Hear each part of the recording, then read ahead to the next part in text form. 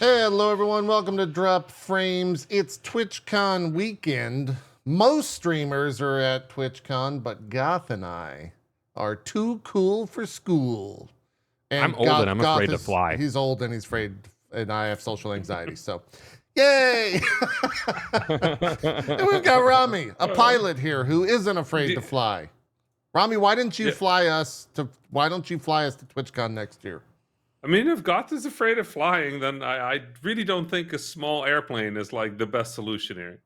I don't do well with it. Okay. So my exact fear is takeoff, and I'm worried that a plane is going to run out of and quote me on this, give a shits, and fall backwards. And I know I'm stupid, but like this Boeing stuff. And I'm like, man, now the Boeing stuff, I get you on the Boeing stuff. Yeah. Maybe I'm on to something now. I don't know. Yeah, the Boeing stuff, I get you on. The plane going backwards or whatever, I don't know about that. I was gonna physically break in. Impossible. Yeah, I was gonna break into some therapy here and ask where the plane hurt you, but the Boeing. Okay, stuff. so I was on a flight to. Oh, there is a story. To South Africa. I was filming a commercial in South Africa when I was young. And we hit an air pocket, and it was like a solid 2-second free fall. Oof. And which feels like an eternity. Yeah. And you're just over the ocean. And I was just scarred like from that, and now I don't want to. I get it. Yeah. I will fly. Like I don't want to, but I will. Yeah. Fun physics facts: airplanes can fly backwards. Okay. Yeah. Good to know. It just matters how much wind is how much air is going over the wing. So if you have like a small airplane and there's really strong wind, you can technically land backwards. It's a trick. Okay. Don't like that. Yeah. Yeah. Just thought I'd let you know, it's an irrational fear, but part of it is true. I mean, most fears are irrational. This is what we're doing today. It's no video game news. Yeah, it's true. We're just going to talk about our fears and therapy for the next 2 hours and 40 minutes. It's going to be a doozy of it. Things get weird when I can finally do what I was always wanting to, and that's not talk about video games. Just influencer therapy. Well, look, someone's got to do it. All right, we're getting old. All right, we got to break. It's the new thing. It'll be a market. In my chair. Yeah. Okay. Just lean back. Just lean back. Yeah. I mentioned TwitchCon is happening this weekend. Usually that comes with a bunch of Twitch news. Not really anymore. I feel like as the years continue on, TwitchCon is less and less about them saving big announcements, to get everyone excited, and more just about people like Chevron. Chevron sponsoring TwitchCon this year because why not? They're a title sponsor. Makes sense. I think they were a title sponsor last year as well. Everyone loves Chevron. Big Oil is really hot with all the Zoomers and Gen Z and even Gen A, really, when it comes down to it. They got to figure out how to connect with the audiences. It's true. Yeah. It's a weird event. I think it's always been a weird event. Twitch is still kind of trying to figure out exactly what they want to do with it. They did have, some announcements in that opening ceremony. Dan Clancy, the CEO, basically came out and was like, "Hey, we really fucked up with that mobile app update, huh? Here's some things we can do or are doing to potentially change some of that. But essentially, we're trying to be TikTok." And he said everything but TikTok. That's, I think it's a strange thing, but I guess, if TikTok ends up getting banned, it's going to have a replacement, and Clancy thinks that that's going to be the Twitch app. I don't know. It's a weird thing. You got to wonder what direction can they really start to build stuff, because I feel like monetization is as exciting as it used to be on Twitch.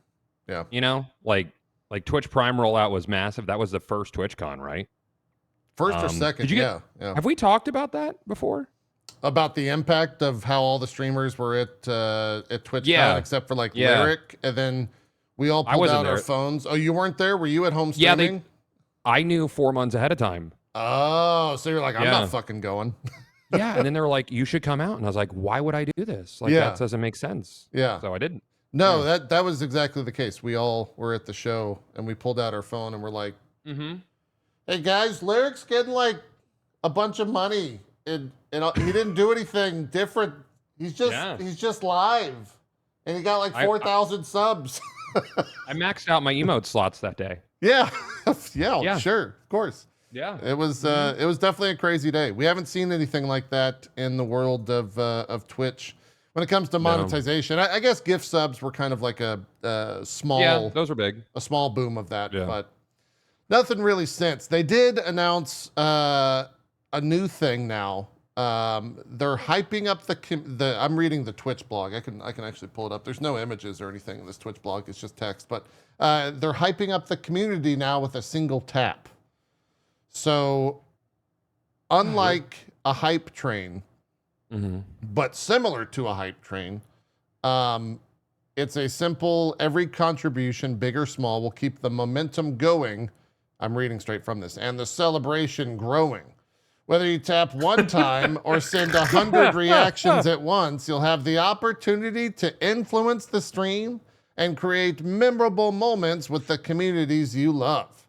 This feature has been designed with mobile in mind to make it easier for viewers to support you when they're on the go, and it will be also available on desktop. We're actively working on getting this into your hands and look forward to sharing more information with you later this year. So if you've ever been to TikTok Live, this is like their like, I think, Roses situation, I think is what it is. But it's also just kind of like, I don't know. Our communities aren't necessarily the target for this, but I don't think so either. Pretty sure that people aren't like hounding streamers to be like, I want to throw bits at you in small amounts and watch you react. Like, I don't think that's a thing. Twitch thinks. Do you think we'll start getting NPC streamers here on I think we'll get a wave of them to a degree. Yeah. I think we'll get a wave of them. Ice Cream So Good and all that stuff will probably be a place. Probably be a meme. Rami, do you know about Ice Cream So Good? Were you around for that? Did you catch that wave? Icy. Okay. No, mate. I'm listening to this entire conversation and just being like, "This is great. This is how you feel when I talk too much about, like, I don't know, like Destiny or something." Like, maybe. This is No, I get what you're saying. It's fascinating to hear though, because this is like the 4th major corporation that completely messed up their mobile app in like 3 months. Like Sonos blew up their mobile app. Twitch blew up their mobile app. Apparently, like, what's up with blowing up your mobile app at the moment? It's a thing to do. It's the hot corporate thing. Yeah, you got to spend money to lose money, Rami. That's that's true. That's true. What else was in here? They're updating their approach to strikes and enforcements on the platform. They kind of like gamified it now in the back end. You actually have, I think it's 6 strikes and you're gone is what it is. Or maybe it's... Oh, shoot. Is that retroactive so we can say bye-bye to some folks? I don't think so. If anything, they actually put a clock. There's like a legitimate timer down to the millisecond in this like demo reel that they had of the band, like counting down to when that strike is removed. So strikes are no longer forever. They have a time limit on them. And I think that's a good thing, but also it's hilarious that they gamified that. I think that's really funny. And there's a lot of cool gamification they could do on the site that's really surprising to me. Yeah. For like viewer and channel specific rewards. Like, why haven't they put a battle pass on Twitch that you can get from like just spend channel points, have like a track for each channel, and then a site track to unlock free games, coupons for Amazon. Yeah. Like, I know people hear battle pass and are like, ew, but it's like if you earned site XP, it's not the worst idea. You could unlock a free game from whoever is sponsoring the pass that month. Yeah, it's not. That keeps eyeballs on the site. I mean, it's like, I think it's a good idea. Twitch, you could take it. I know you're here. It's not terrible. They'd have to tweak it a little bit, but I've heard this conversation happen in lots of games companies. I'm sure you have. Yeah. It goes exactly like this. Yeah. Well, and then you know, the actual monetization team gets their hands on it, and it goes a different way. I'm sure. Rami. They're like, wait a minute, so people will pay to be a level 100 subscriber to so and so. Yeah, I could definitely You see can that speed happening. up instead of watching 68 hours every week. Yeah. You can spend a small amount of $25. They talked a little bit about the enhanced broadcasting situation that they've been cooking on for a while. Goth, I don't know if you've had the access to that or even are utilizing it already. I haven't used it. I haven't I'm either. not sure if I even have access. Okay. Well, they're offering 1440p for streamers using enhanced broadcasting. This does use it. It's kind of bad. I guess they wanted to keep it like topical, or not topical, but they didn't want to get into the details in this blog because it only talks about being able to stream 1440p. It doesn't mention that it's using, I think, H2. It's not H.264, but maybe it's HVinc, and so it does better with lower amounts of bitrate. And they also don't mention that the bitrate is still saying. Or staying rather at 8,000. 6,500 or 6,500 with like HEVC, with like whatever. A soft cap of 8,000 that you're not supposed to do, but everyone does it anyway. You're not supposed to. Yeah. So that's a thing. I don't think I'll be upping 1440p on Twitch, but I haven't seen it I haven't really like seen it in action. Maybe I will. We'll have to see. I'll probably do. I'm already doing 1080 because I've moved over to. I forget which encoder I'm using right now. But it's an NVIDIA one. I'm using the NVIDIA H.264. But I think I'll probably stick at 1080 because with HEVC you should be able to do. It'll be a much cleaner 1080p stream than at .264. Yeah. So. Yep. I don't see the point in going up to 1440 when the majority of users, like the pixel density of a 1080p stream on a phone, so many people watch on mobile or minimize. I don't know how many people are blowing up a stream to like 40 inches on a big TV, small user section, but I think they're doing it just to say they can to combat like YouTube, because YouTube is able to be like, like we have 1440p and I don't know if they have 4K yet, but I really think it's more performative than I'll have a big use case. Yeah. I stream most of 99% of my game streams to YouTube at 1440p at 24,000 bitrate, so 3x the bitrate that Twitch utilizes, or lets you utilize, I should say.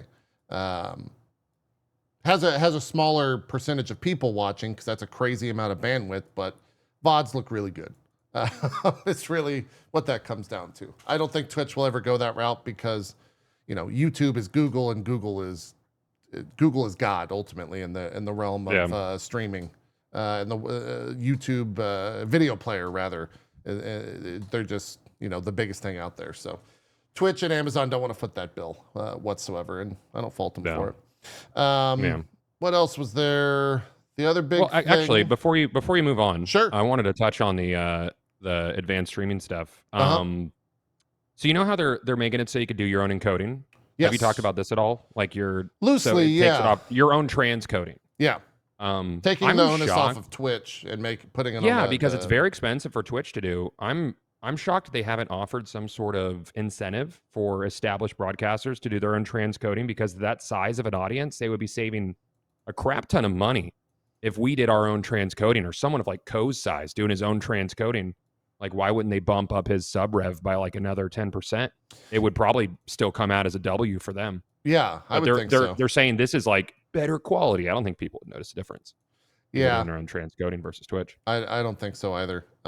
It does seem like they could incentivize, much larger streamers to do that, and they might already be doing it, and we just don't know contract wise. I haven't heard anything about that behind the scenes, but it makes a lot of sense. You're totally not wrong about that process, because it would save Twitch a shit ton of money, right? Like that's where all of their server power goes to, is the transcoding shit. When you're spitting out one stream, which then turns into a 460, a 640, a 720, a 1080, and then a source, right? So it's like one stream becomes 5 for everyone, and they're handling all that. It's a lot of bandwidth. It's a lot of money. Especially when you look at how many actual broadcasters there are on the platform every single day, et cetera, et cetera, et cetera. Not the worst idea. I don't know why we haven't heard anything about that, Goth. Maybe bring it into the next negotiating meeting you have and see what they say. I don't think I'm relevant. You don't think that's going to happen? Another negotiation at some point. Well, maybe just put it on Twitter and see if it picks up. That's the other route there. The other interesting thing, big thing that they talked about amongst like a myriad of smaller things was the shared chat system. Right now, it is a part of the Stream Together toolkit, which they continue to push and have pushed for several years now. Stream Together is Guest Star, just rebranded. We've used it, I think, a single time on this show. It was fine.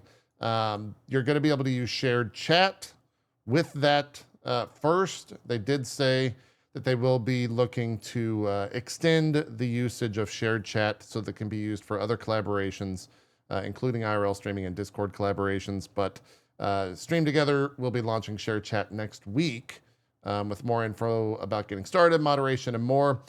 The way it will work is that streamers will be able to tell at a glance which message came from your community to maintain connection with your chat. It basically puts a little icon next to your name as a viewer. And then I think everyone can see that, both viewers and the streamer themselves.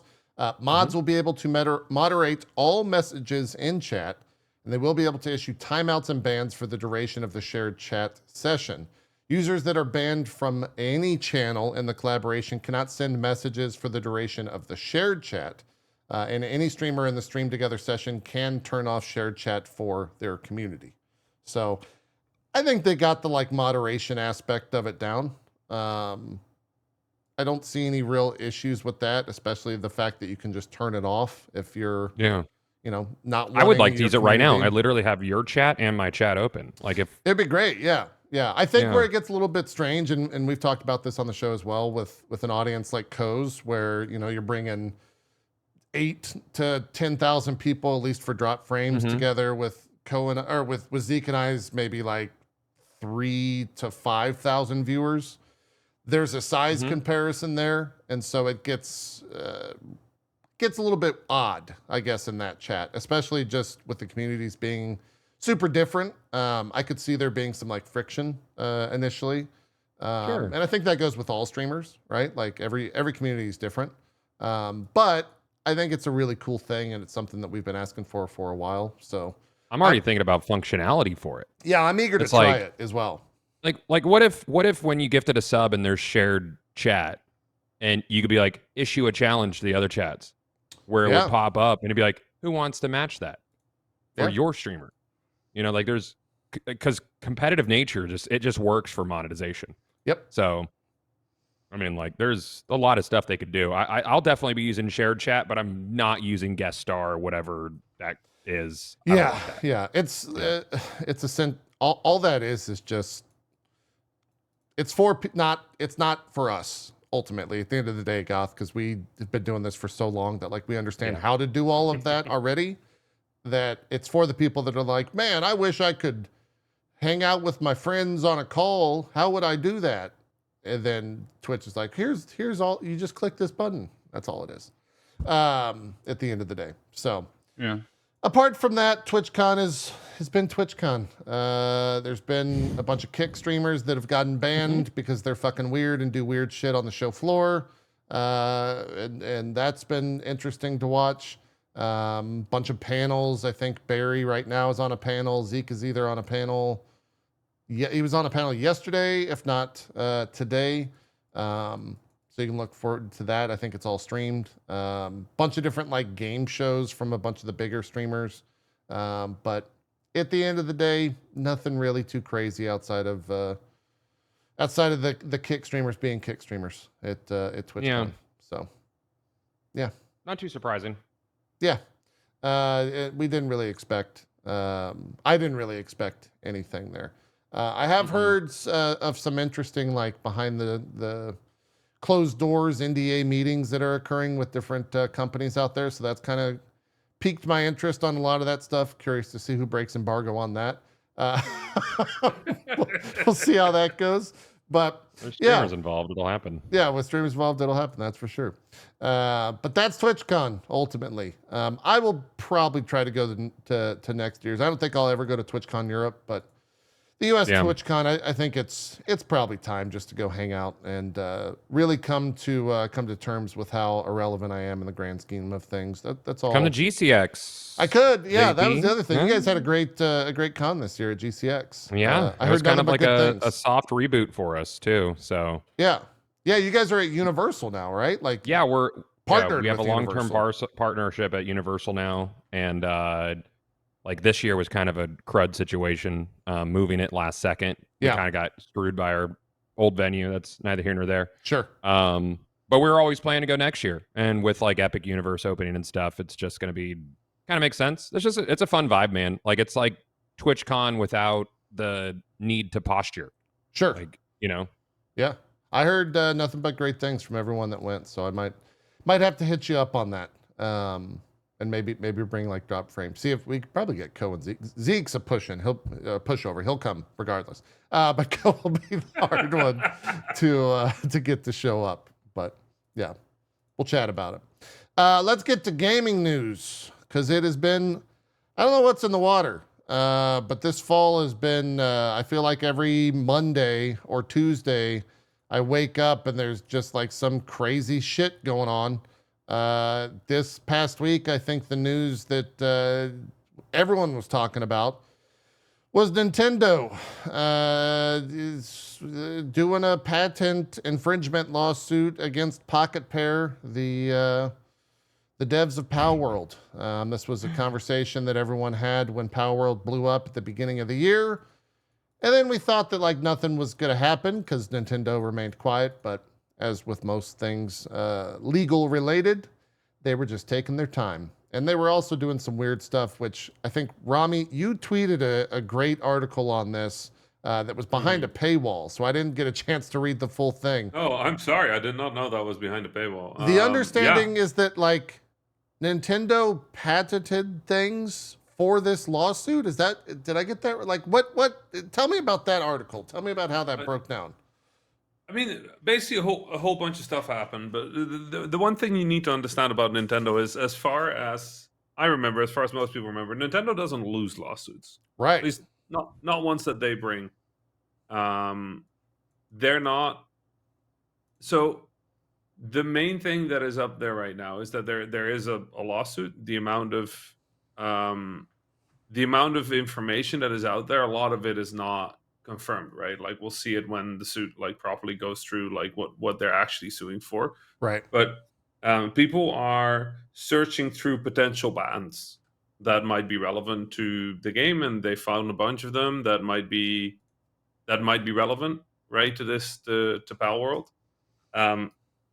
Japanese law, because this is obviously a Japanese lawsuit, works quite different to how we understand it here in the West. Right. How we understand patents and to work. So there's some speculation over which ones it is going to be, but short version is, if Nintendo wasn't entirely confident that they were going to win, they would not. This would not be happening. Right. So, yeah. It's, I'm kind of nervous to like. Okay, so if you remember the Yuzu thing. Yes. Last year, or earlier this year, yeah. which was a year after the stuff with Tears of the Kingdom. I jumped on Nintendo immediately. I was like, Yuzu did nothing wrong. They're not, distributing ROMs or anything. They're just providing the emulator, pretty standard emulator fare. Yeah. And it turned out that Yuzu flew too close to the sun, and they were like monetizing in a way that they shouldn't have, and that wasn't obvious at first. And I backed Yuzu because I use it or used, and. Yeah, still do. And so now with Nintendo, my take is I'm just going to wait. I'm going to see. I just got to wait for all the information and see if these guys are flying too close to the sun, because it could be like one little thing. And I don't want to like definitively say it and then be wrong. I'd rather just have a finite amount of info. Yeah.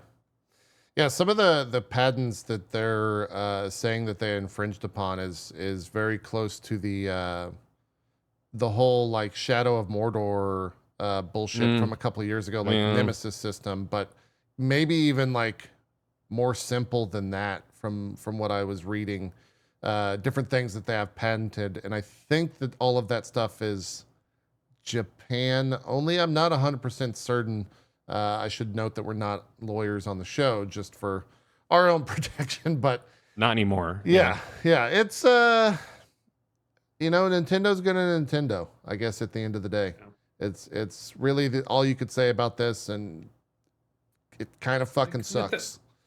Nintendo is good at what they do, and what they do is they protect their business in ways that we might or might not appreciate. But like the reality is that this is a thing that they can do. They will do it. I have a heart I don't like it. Let's be entirely clear, right? Like I'm a game developer who had my game cloned, but even back then I said fuck patents. Yeah, like we're not touching that because we think the industry should be free to iterate, should be free to grow, should be free to take ideas that exist and build new things on top of that. Like I firmly believe that.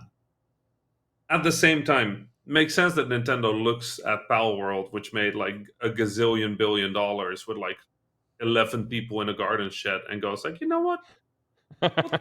we'll take some of that money. You know, like it sucks the way the world sucks, but like I would be shocked if Nintendo didn't do this.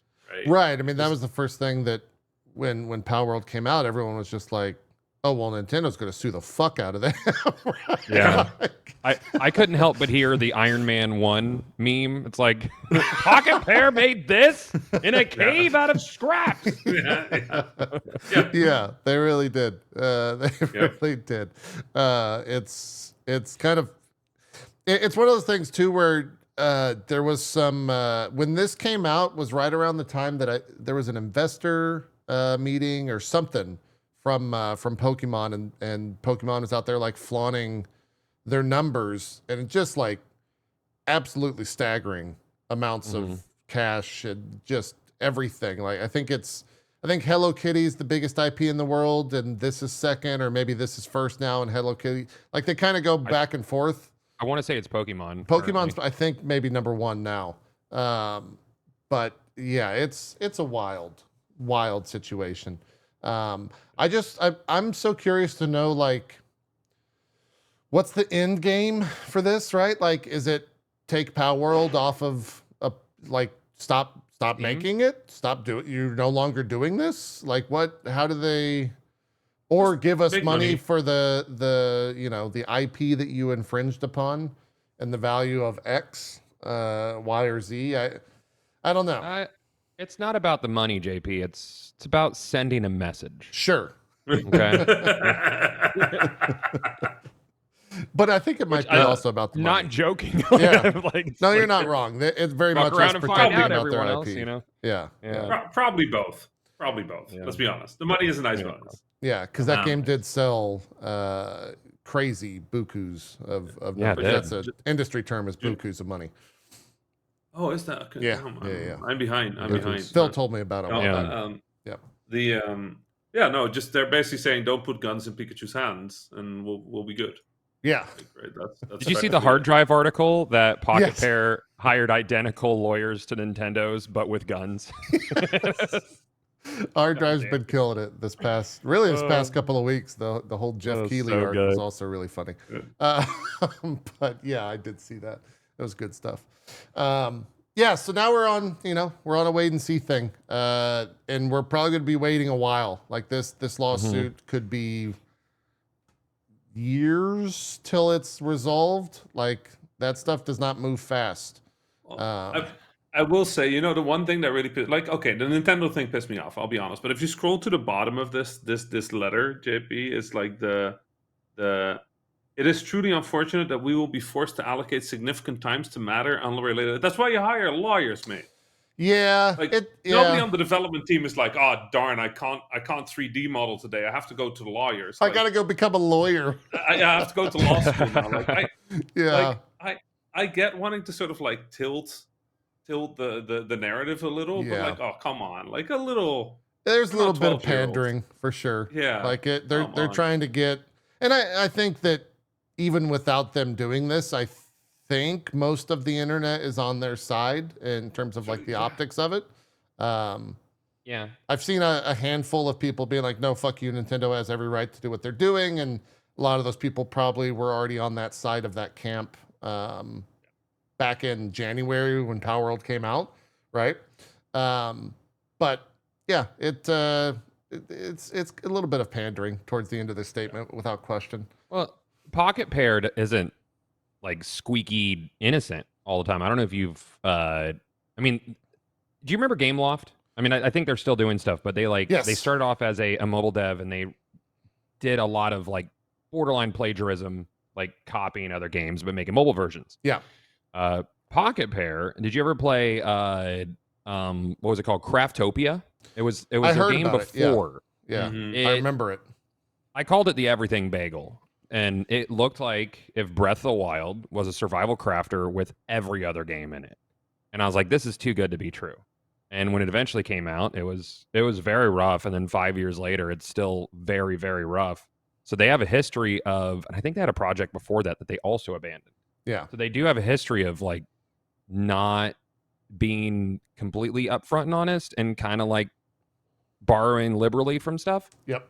So yeah, I don't know. I'm just gonna wait. I'm wait and see mode, and whoever comes out in the wash as the winner, I'll be like, all right, yeah, let's get off my back. I'll still be getting Zelda this week and playing the crap out of that, dude. Yeah, you're not gonna boycott Nintendo, sure? Yeah, I can't wait. Yeah. I mean, but that's also kind of the thing, right? Like these kind of things, I always so confused that they turn into these big conversations on the internet, because like they're just gonna go.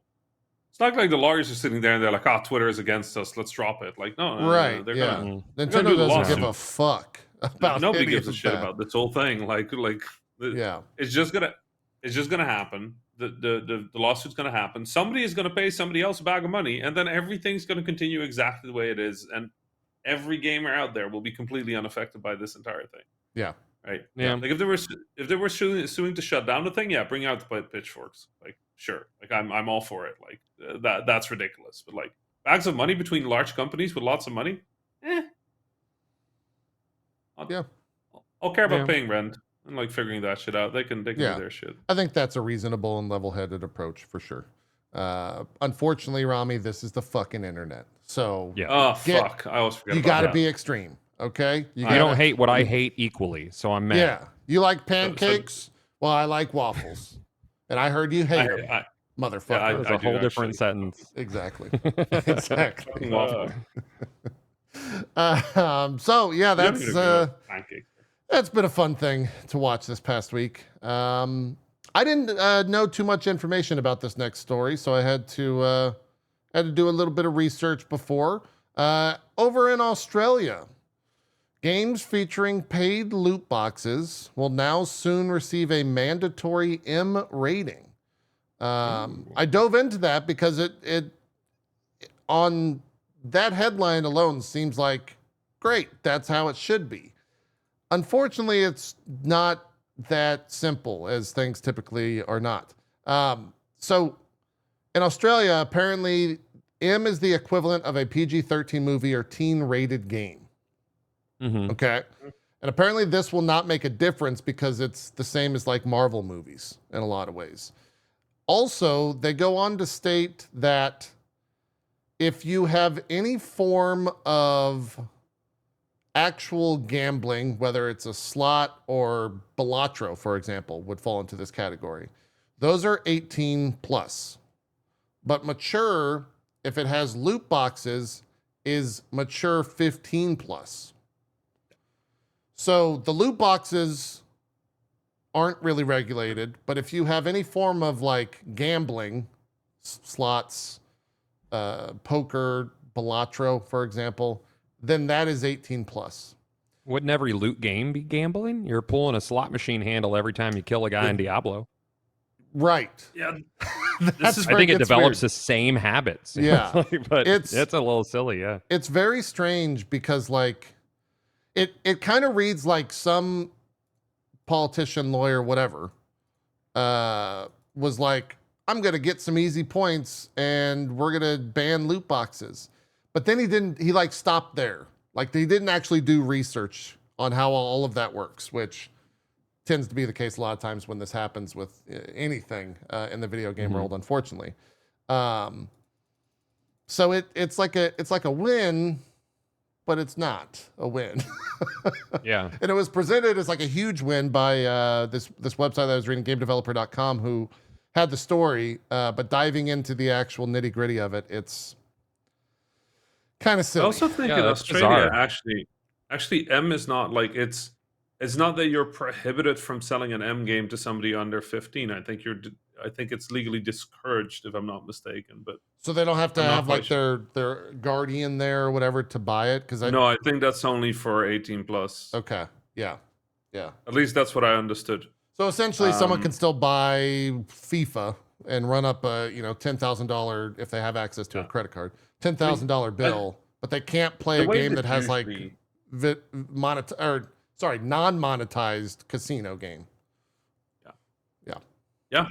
No, I mean the way this usually goes, right, is like some politician will come up with the idea of like, okay, we need to regulate this, and it's usually because a bunch of their voters or a bunch of people have like reached out, or the news has talked about loot boxes, right? That happens frequently. Like so I work with the government in the Netherlands, right? I represent the Dutch Games Association, which is the associate for game developers in the Netherlands, and I work as you could call it a lobbyist, right? Like I effectively try to represent the Dutch games industry towards the government. And the thing you learn, and I've done this around the world, the thing you learn about this is that politicians want to do the right thing, but the way they're looking at the world is very different from how we look at the world. So the right thing has many more dimensions than we do. So when they come in and they start talking about this thing, they immediately get the lobby from the game developers who are like, well, but do you know how many taxes you're going to miss on this? Like, do you know how like bad that'll be for like employment? Do you know how this will affect, like, we will run ads against you, right? Like, and we have the audience of the young people. And then it's like, well, okay, how about we like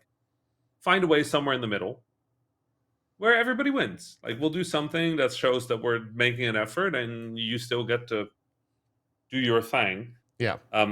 And then really only when things get really, really crazy or the public sentiment gets so negative, they take big steps. So this is usually good because it moves the bar up a little bit. And with the bar moving up a little bit, like the next time this conversation happens, it can go up a little bit more. Right? Yeah. That said, it's usually like 10 games companies that are doing that lobby, right? That are just like, hey, we want to make sure that we keep to do this. To a degree, like it's it's balancing. Like there's a balancing act here that needs to happen. On the other side, this whole loot boxes thing should have been over a long time ago. Hell, it should have never happened.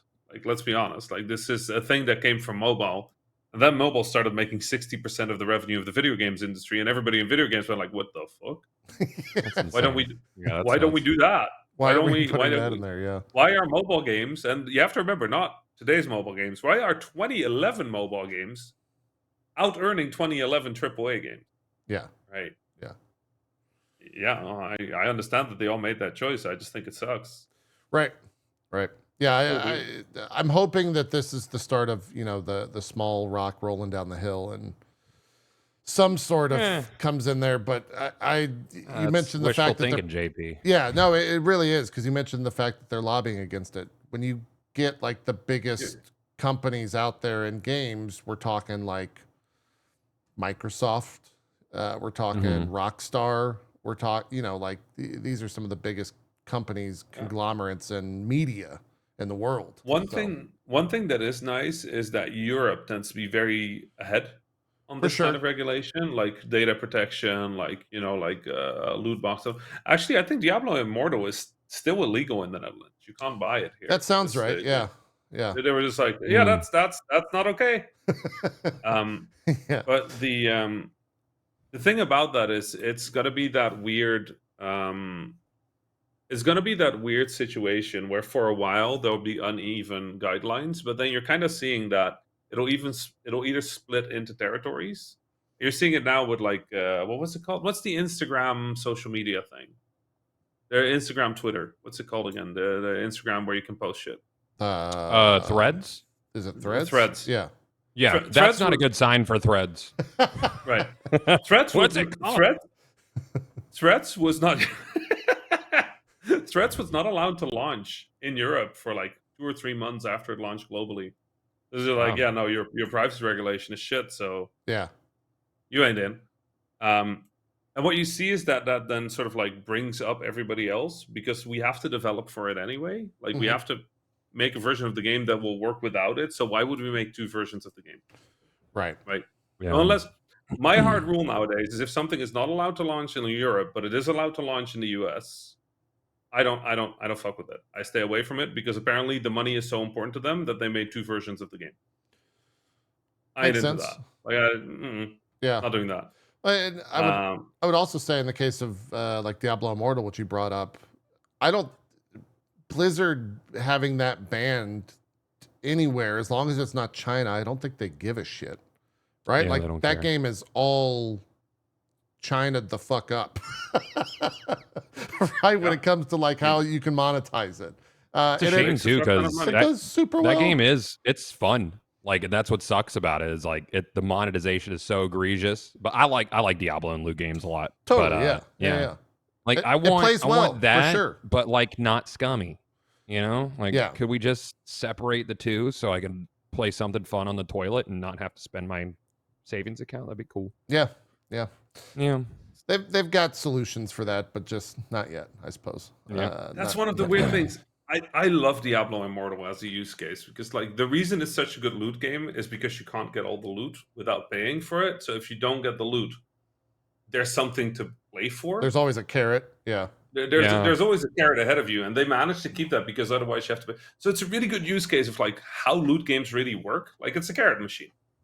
It's just a carrot machine. You got the thing, cool, here's the next thing. Can you get it? No, you can't get it. You have to pay for it or play 70 hours. It's just they went really, really extreme on that shit. Yeah. But it made for such an interesting use case. It's just like, no, it is fun, but it's fun because I keep not having the thing I want. So I have reasons to get the thing I want. Until I start feeling like, okay, this is extended just for the money. And then I hate it instantly. Yeah. It's a switch, right? It's not like a soft where you're like, this is fine. It's just at some point it's like, this next thing, you have to get 200. And you're like, no. No. You're exactly right. That is a lot of that stuff. A lot of like loot games in general is hiding the loop, right? Like the game loop is how well they can do that. And sometimes that's to the benefit of money, and sometimes that's the benefit of just the game design, right? I'm curious what Goth is going to say here. Yeah. Oh, I really hate it when a loot game's like you could get everything easy. Like it makes me want to put it down when everything's just like an eventuality. Yeah. Or you have too much agency. But that's how I've always gamed. I like there to be crap that someone has that I can't get super easy, but I don't want it to be behind a credit card. You know, that's why I liked like old school Phantasy Star Online. Like I grinded for like hundreds of hours to get a sword that I never saw drop once. That was my white whale. Yeah. And I loved every minute. I always hoped a thing dropped. It never dropped. But yeah, I feel like if they brought that out now, that's why I play PoE for hours upon hours upon hours, right? It's the you can't buy power in PoE, so when something drops in that game and you get power, that fucking dopamine is crazy. It's an insane feeling, especially if it's like of great value. You're like, I am all powerful. Fuck you all. Yeah. You just and got a bunch somebody of zeros else feels and bad because you got it. That's a good feeling. Like, exactly. That's the loop. This happened to me in Destiny with the catalyst for my favorite gun. It was like you could only get it if you played like the opening You could get it by getting like chests and like the hard mode of a specific raid, and you could only do that once a week. Yeah.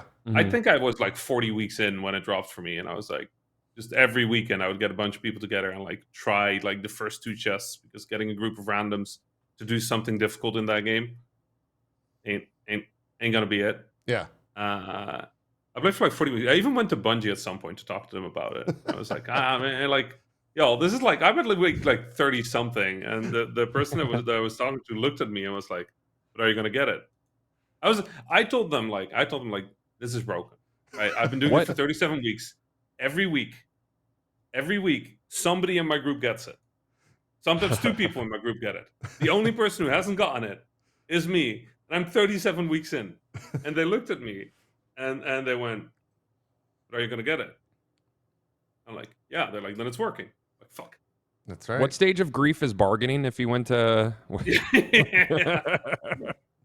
He was deep in it. He was deep in it for sure. He's like, "Yeah, it's working." I'm like, "Oh shit! You know what? You're right. I want this thing. I will play for this thing." Also, I hate y'all. But like, it's how games like that are supposed to build. Yeah.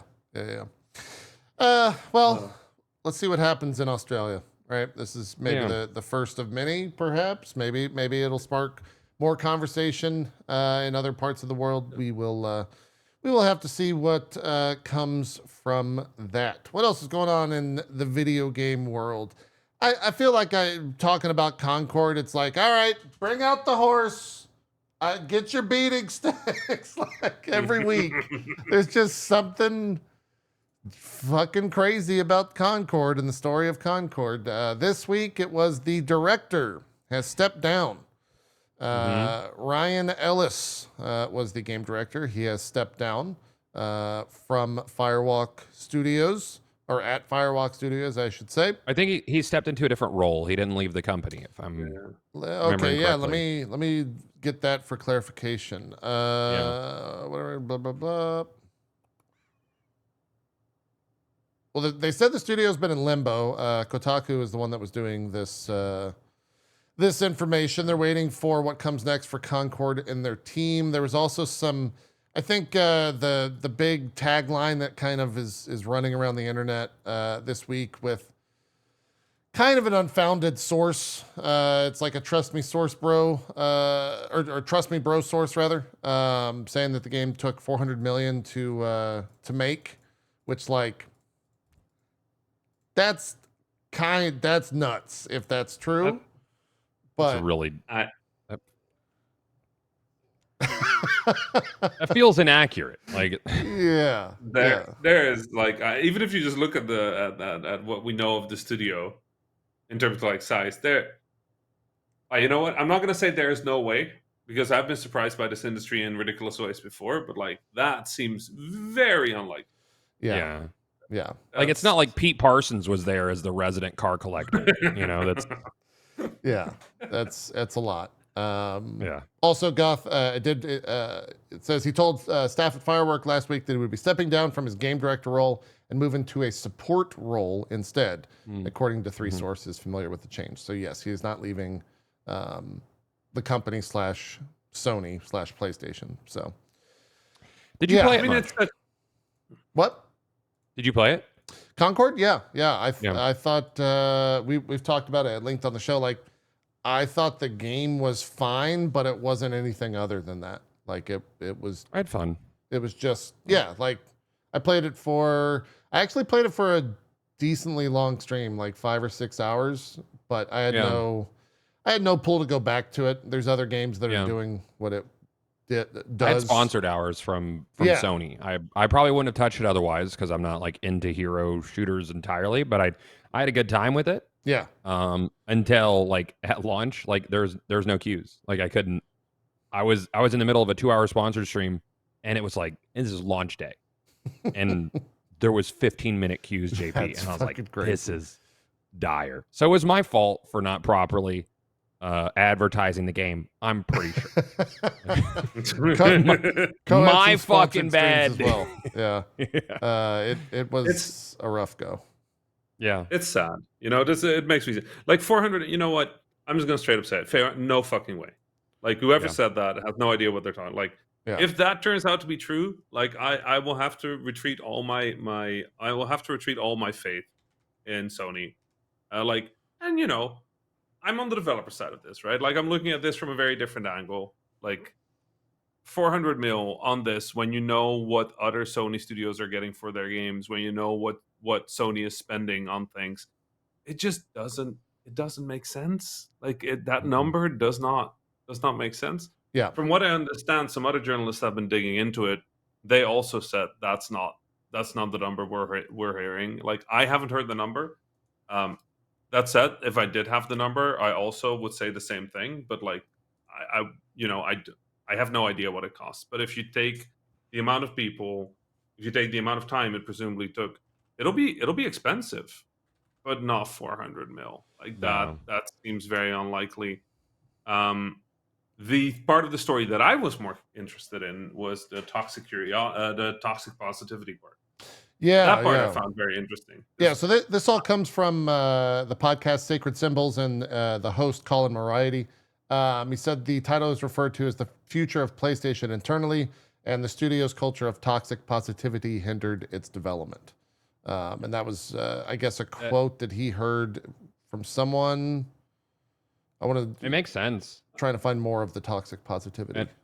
And I don't want to trash the devs, because I think there's, a lot of people who are, you wanted to say just following orders, but I mean, they were making a product, and I'm sure a lot of people believed in it. There's a lot of ex-Bungie devs who work at Firewalk, namely Josh Hamrick, who I've dealt with and worked with in the past. And I don't know where the toxic positivity stuff came from, but it wouldn't surprise me, where they just like kind of drown out dissenting opinions, depending on where they are in the food chain of the company. It's unfortunate. It's hard, right? When you make a game, like making a game isn't like making other shit, right? Like it's a weird thing. Like you don't know what the game is when you start working on a game. You sort of set like a North Star of like, okay, we're kind of going in that direction. You might figure out something that's like kind of fun. I heard, for example, for Destiny, for the original Destiny, was the hand cannon. They got the hand cannon down and they were like, oh shit, this is cool. Let's make this video game. It wasn't that they set out with like, okay, let's start with an MMO or something. Just somebody put together a gun that went wham, because the Halo pistol was super, super popular. And they were like, let's see if we can do that better. And then from there, sort of like a game starts appearing, right? And then you kind of go from there. You start finding things that are fun. You start finding movement that's good. You start building the game, and the game kind of grows along with your understanding of the game 90% of the time, right? This idea that we have a master plan of like, this is what the game is going to be. Hell, we don't even know how many levels are going to be in the game, man. Like we have no idea what the fuck. 75% of the time. And I'm sure both of you have played games in like late stage production or like mid stage production at some point or another in your career. They're pieces of shit 90% of the time. Like they're broken, things don't work, balance is weird. If you're good at games and you have that feel for games, right? And you have that feel for like optimizing a game, any pre-production version of a game, you're going to break in like 25 minutes, right? Like I have a game that I'm doing the first playtest on next week. I'm terrified, mate. Like I have no idea whether this game is good. Like genuinely don't know. I've been working on it for months. The first time we're going to like properly see with an audience that is in a controlled environment, is this good, right? And the thing about that is the best way you make a game is you bring this diverse group of perspectives on board. You take people that are like more hardcore players. You take people that are more hardcore developers. You take people that have been in the industry for a long time, people that haven't been in the industry for a long time. You bring artists, you bring sound designers, you bring executives, you bring advertisement people. You bring all of them to look at the game, and all of them tell you what they think. And if things are bad, you prioritize, you figure out what to fix, and you fix it in order of most urgent to least urgent. So when we talk about toxic positivity, effectively what happens is that somewhere in the team or somewhere in the culture of the team has born this belief that it will work out. It'll all come together. It'll come together last minute. And this happens often in a game. It comes together last minute, right? Like we have a joke in the games industry called the writers will fix it, where we just literally say like, okay, this level didn't come together. We're cutting the level. We have 5 important story beats. Put them in the other levels. You can only use the recordings we already have because we ain't bringing back the voice acting, right? So we just literally will just go like, okay, the skyscraper building is gone. The skyscraper is gone. So figure out how to fit all that story beats in the previous level and the next level. Right? Yeah. Like this is straight up how game development happens. There's nothing weird about that. Your favorite game had that happen, right? Like this is how we make video games. So BioWare magic's not bullshit like that. It probably just worked out most of the time. And then sometimes it doesn't. And that's what happens, right? Sometimes it doesn't. And when that becomes so systemic that the studio cannot believe that it might not work out, that's when we talk about toxic positivity. Now, whether that's the case here, I don't know. I haven't talked to too many of the Concord devs. They're all heartbroken. Like everybody is sad from what I can tell. Yeah, it can't be. Can't imagine. I mean, it's got to be awful. I mean, especially the idea of like they're not working on the game, most likely, right? Like I'd be very surprised if they reboot that game. I think that maybe Sony might try to salvage it, but I don't know what you could do. Yeah, like the issue was not the gameplay. It was kind of there was a lot of stuff that happened. That's a much longer conversation, but I mean, well, yeah, art direction for one, it didn't resonate with a lot of people. There's stuff that you know. The market's also really full. Yeah.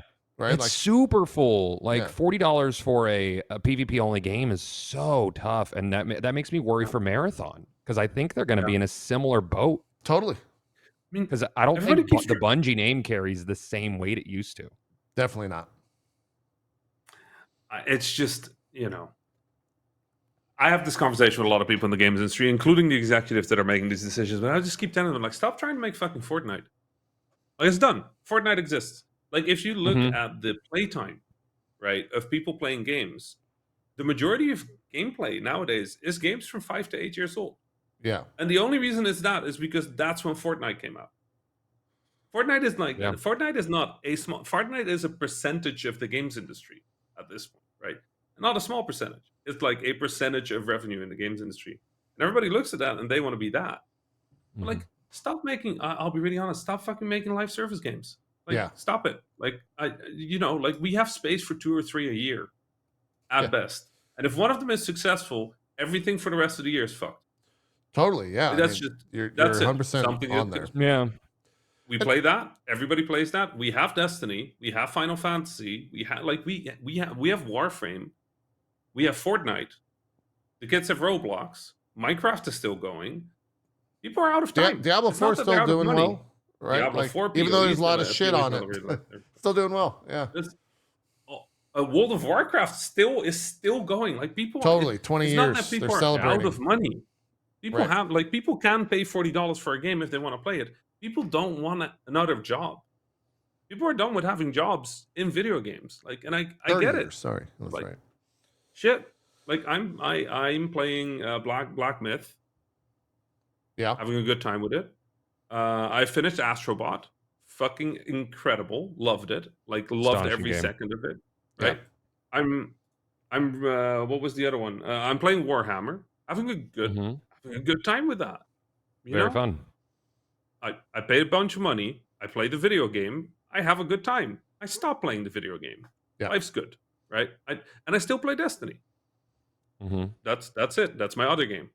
Destiny is my other game. I wish I still had that love for Destiny. It's definitely I feel like run its course for me. I'm so hungry for like the next live looter shooter. Yeah. But it's so expensive to make, and it's like you have to risk it all. And who's willing to do it? That's why there's not a competitor. Correct. Yeah. Also, Destiny is a weird one because Borderlands is probably your best bet when it comes to like looking at a looter shooter, right?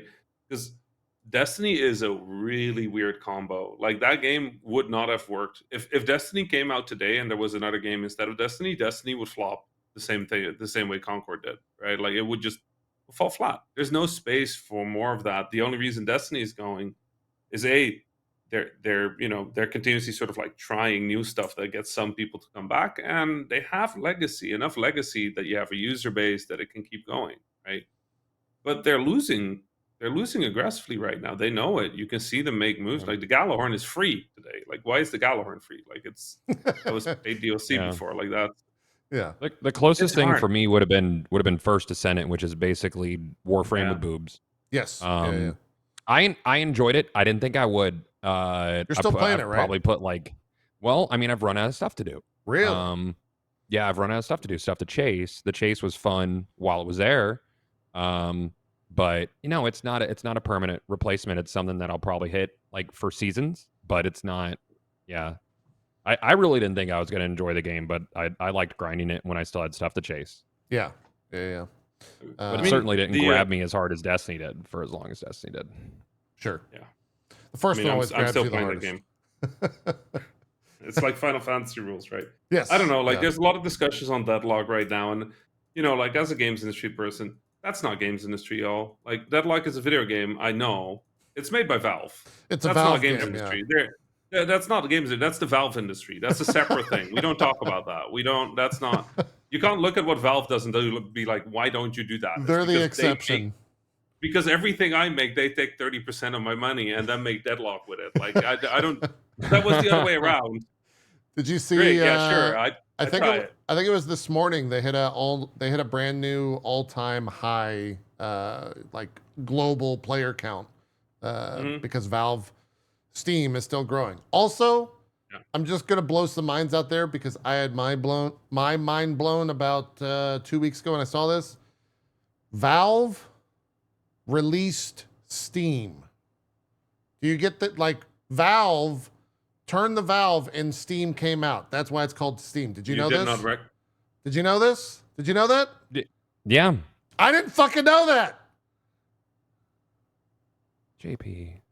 I didn't know that. Oh, honey. I never put it together. Oh, no. Now, I know a lot of people are like, oh, yeah, I knew that.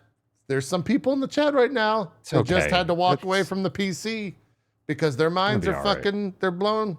It's going crazy. They literally have that valve in the office, right? With like, with the wrench on it, right? Yeah. Anyway, yeah. No, people in chat are yelling like, "Well, what about Artifact?" The point of Valve is that Valve can do whatever the fuck they want, whether it succeeds or not, because they'll make 30% of every game out there anyway. Mm-hmm. They can do that. If you're a games company that has to make money at some point, you can't do what Valve does. Well, with Artifact, it didn't even like really exist, right? Like it like sort of did, or was it? What was it called? No, I think that was an Amazon one, Crucible. Crucible, yeah. Was Artifact just like killed before it came out, or it flopped? Like it just flopped, kind of. Like Twitch has a weird relationship to it. It was Artifact was the card game. They're trading. I think it was the trading card game. Yeah. Oh, true enough. Okay, so I think what Valve does is they're just throwing spaghetti at the wall, and if something sticks, cool. They didn't put a ton of marketing behind Artifact, so it's not the same as Concord, which is like Sony. Sony's boosting it up. Yeah, they don't have to market it. Yeah. Deadlock just happened. They were just like, hey, play this game. I don't know. And if it fucking flopped, they'd be like, nah, we made it in a weekend, and they're done. But if it's a hit, then it's the Valve effect. So they can do that. Yeah, they like you said, they take 30% of everybody's money. They don't market a thing. When it flops, it's like, okay. But when it hits, it's like, that's fucking Valve. You know, so it's kind of like they can't lose. Yeah, Valve is... until Gabe's gone. And well, I mean, as you saw on, or maybe didn't see on Twitter, he plans to be immortal, and that hit like I think 1 million likes or some shit on Twitter. I'm pretty sure that was a parody account. Oh, was that really? Was that a parody? Oh no! First the Steam thing, and now a parody. God damn. Honey. I feel like we need to. Can you go back to school? Is that a thing? Like just for I'll fucking die, man. This is the U.S. What are you talking about? You know what mortality rates? Oh shit! Oh damn! Holy shit! Why would you wish that shit on me? Oh shit! Oh shit! I'm from the Netherlands, man. Nothing happens in schools. We take swimming class. Man, we don't do that shit in the U.S. Holy shit! Anyways, hey, let's swap to something positive here because this came out and we were kind of talking about the idea of that the Pocket Pair statement being a little bit pandering. The Krafton CEO did an interview this week, and like it's a little pandering, but also the stuff that he says in this interview, it's kind of like, fuck yeah. Like, this guy seems to have a good head on his shoulder. It's a longer quote, but Krafton recently acquired Tango Gameworks from Microsoft. And so they were talking to him about it.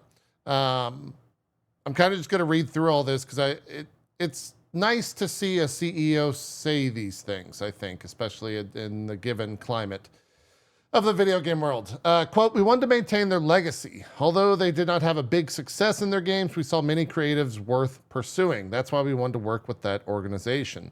Kim, what is his full name? Changhan Kim? Let's go with that. I guess is how you would pronounce that.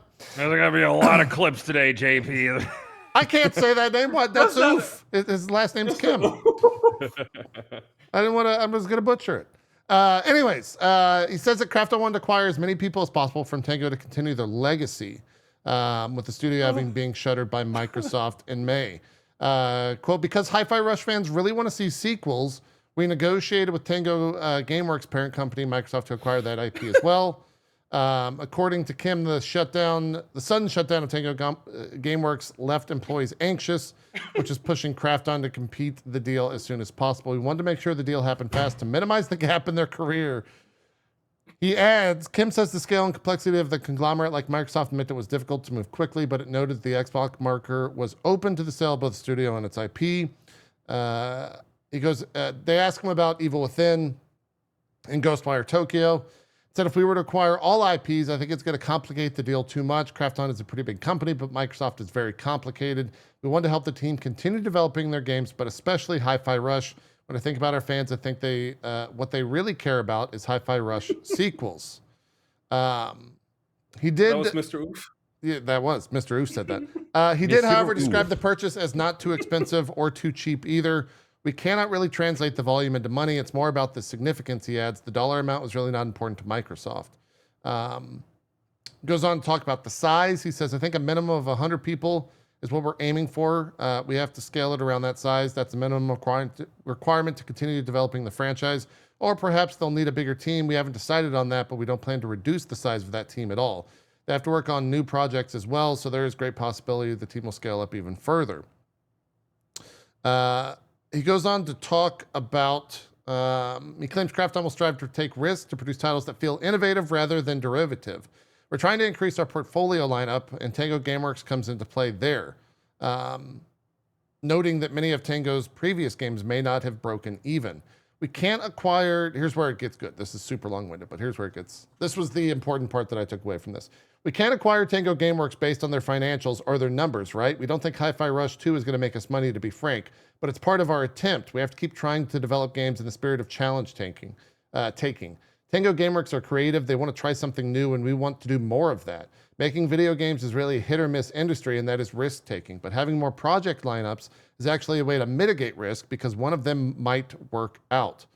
When pressed on whether Hi-Fi Rush was a commercial success for Microsoft, Kim says he doesn't know exactly how much the game earned, but when considering production costs, he felt it might not have delivered a substantial return. Quote, did it add a lot of money to Microsoft? That might not be the case, he says. I'm not saying I don't know how much they made. That is just my guess, but the IP itself was very fresh and featured new types of gameplay. I know it's not a game a lot of studios were making, and we have to keep trying that approach. He suggested that corporations like Krafton shouldn't aspire to deliver an infinite procession of chart-topping hits, largely because that's a wildly unrealistic aim. Instead, he feels the goal should be to, quote, break even while nurturing creativity. Just recoup the production cost, please, is what I say. But that in itself is a pretty big challenge. If you're doing that, you might actually land a big hit. I don't trust people who say, oh, this is going to be a hit. I want someone who can try something new. The big hit shouldn't be your goal. If you think about it that way, Hi-Fi Rush might have brought a little bit of a minus in terms of the financials, but it's a team that should be encouraged to create something new and continue their journey. I want to have more teams like that under our umbrella. Kind of wild to hear a CEO say that in 2024, to be honest. Like, exponential it feels like growth everything and is growth is always the goal, it seems. Everything's like a sequel or remake or aiming to like Rami was saying, trying to be Fortnite. And there's like not enough new IP. Yeah. Or like fresh ideas. I totally agree with that. Yeah. It's the chasing thing, you know. Like I remember this is years ago, and I'm not gonna identify like who or what, but like I was in a meeting with somebody who works at a. You know what? Let's just keep it vaguer than that because there's not that many options. Sure. You were in a meeting. I was working with somebody. I was in a meeting, and this was a person with lots of money, and quite some influence in the games industry. And we were talking about like original games, right? Like coming up with original games, and like this is a good person, genuinely a good person in the games industry, and effectively this. The conclusion of the conversation was effectively, yes, we would love more creative games that are like Fall Guys.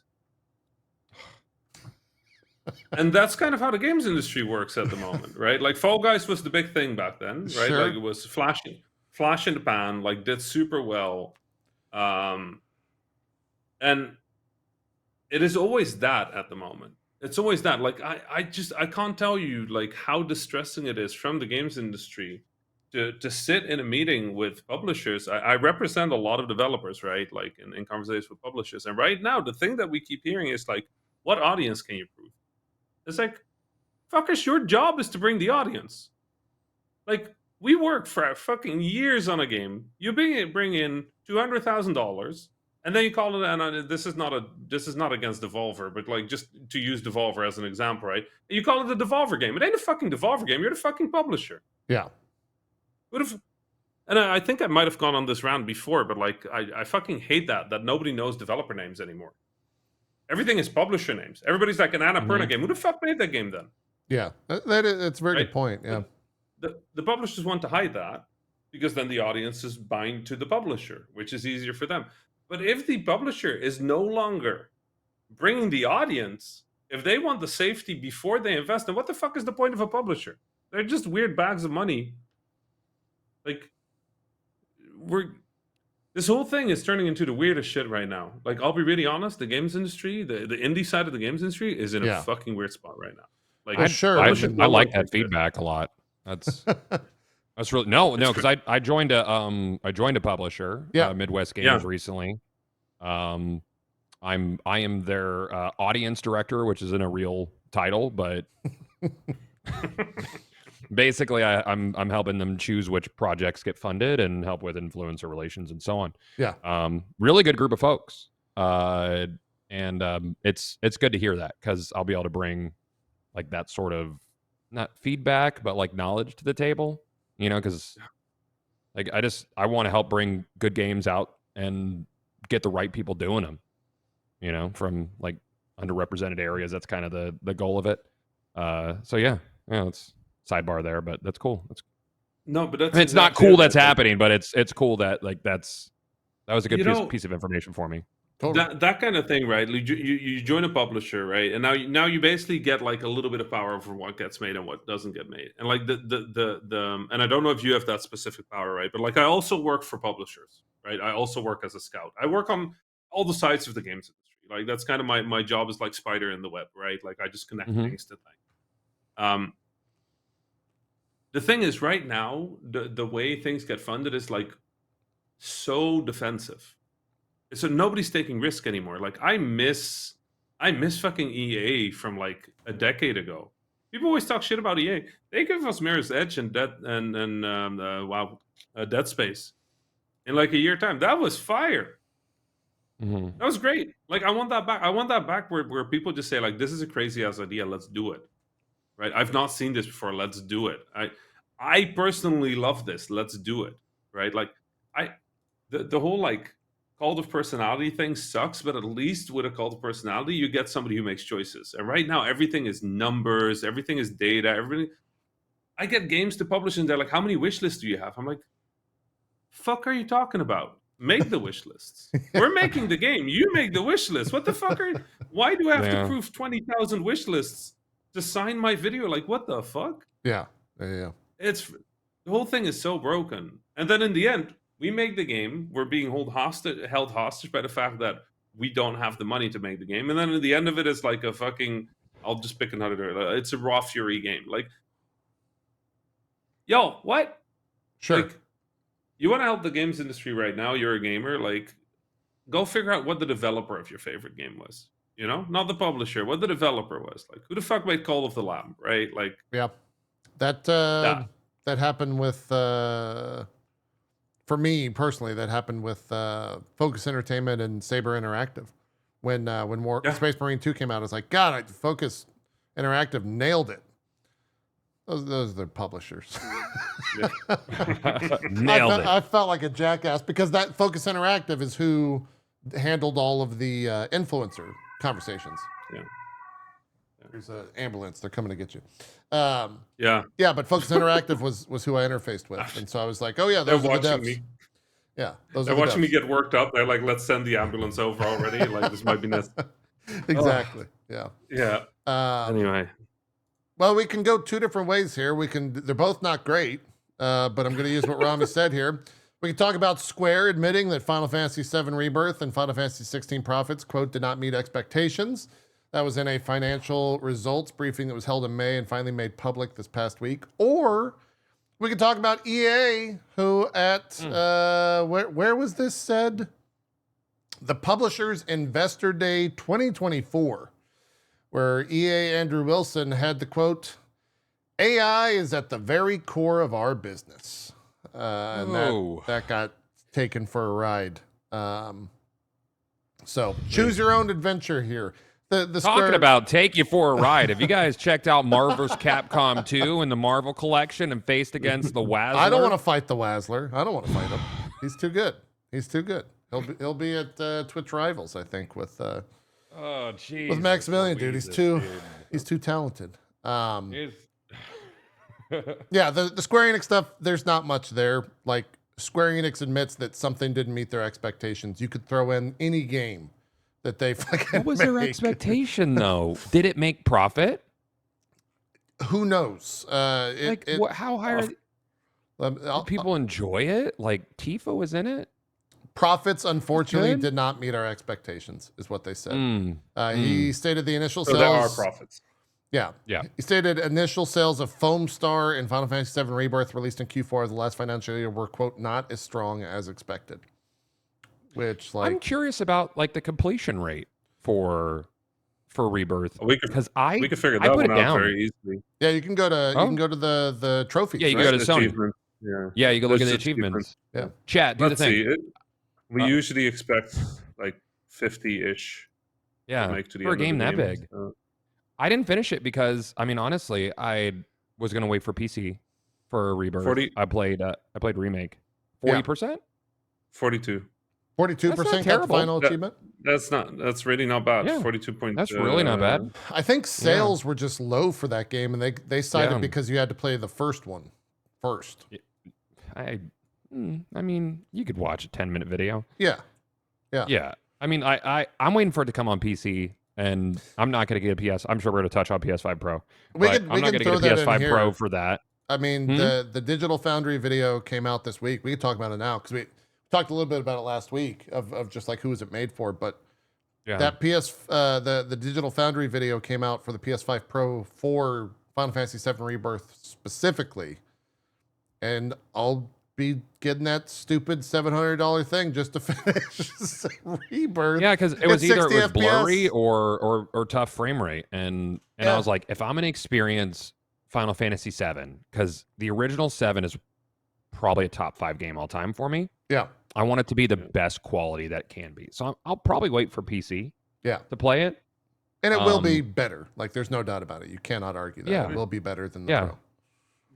Before we move from Final Fantasy, I think the thing that scares me about Square Enix's response is similar to most others, is that they're effectively admitting that their what they call their HD game segment has been falling behind expectations for a while now.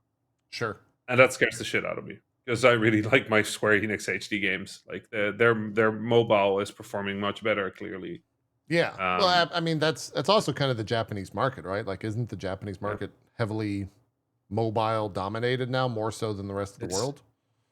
The thing is, like, the West is mobile dominated. Like, everything is. There is no place on Earth that is not mobile dominated. Like, that's the thing that scares me. Is like, I think people underestimate how much of a hobby AAA game development is at this point for companies. Like, it's, of course, it makes giant bags of money, but like, if they wanted to optimize for profits, they would drop the AAA segment immediately, right? That's too fucking much. There will be four companies.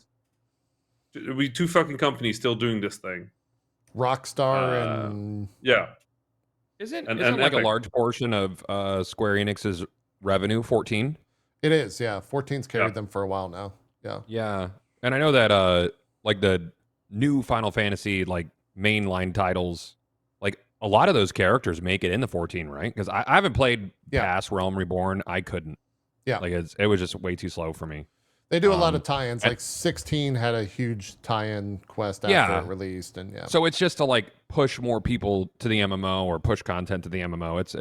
It's a smart little loop of focus. But yeah, I heard that 14 was like their main like cash cow. I don't know. It is, yeah. Yeah. They've I mean, got. of course. You have to pay for it, right? It's one of the only, besides World of Warcraft, Subscription based. It's Yeah, I think subscription so. based. So Yeah. it makes them a Also- shit ton of money. Also, this is a random detail, but like I just can't get over it. Like, I know it's probably not an uncommon name, but like I'd never seen it from a C. It's like how the Nintendo guy is Bowser and then Square Enix's guys scare you, and I just imagine him going around punching shit just because like Yakuza is always on. I love the Yakuza series, and that's the way I know that name. That's the first time I heard that name. So every time I hear Kiryu, I'm like, yeah, go beat up some shit. Like, I'm all for it. Like, That's what he's doing. let's go. He gets into those. He's just going those inside. meetings. Yeah. Yeah, Takes off. He starts taking off his tie and his jacket. Yeah, exactly. Bare chest. And Rips it's like, his show me the shirt off games. Yeah. That's how it goes. Yeah. Really want that. I think too the conversation. I don't know. Square definitely got money from PlayStation for being console exclusive for a certain amount of time. 100%. But in the grand scheme of things, that hurts them. Like, there's no doubt about it in terms of sales that hurts when you're, locked to a certain thing. 16 just came out this past week on PC, and like, it's fucking fantastic. I wish I would have waited. I've put about 10 hours into it on PC, and goddamn, is it a gorgeous game? And it actually like really pushes, whether it's not optimized or whether it's just like it is a gorgeous game, but I don't know if it's that much of a powerhouse compared to a lot of other stuff. But it brings my 4090 and relevantly new or relatively rather newer hardware to its knees. Like, I'm crushing 4K 60-ish on that with the highest settings. But I wish I would have waited. But because of what I do for a job and console exclusivity for a year, and it's probably not selling fantastically. I mean, it's a moment in time, like for staggered releases on consoles or PC. And I think Sony suffers from this too. I mean, like Ragnarok just came out and to zero fanfare, and people are review bombing it, and that's the need to log in with a Sony login. People have their problems, right? With Sony security, which is totally understandable. Yeah. But when you miss that moment, like everybody's talking about it, right? And your friends are playing it, and if you're waiting for it to come out on PC, like I'll just wait for it to be on PC. But a lot of the times, I think people say that and they just don't get it. So, is the initial bag worth it when you still have to have investor meetings and talk about how it didn't meet expectations? But there are different types of money, right? Like the exclusivity deal is certain. You get that.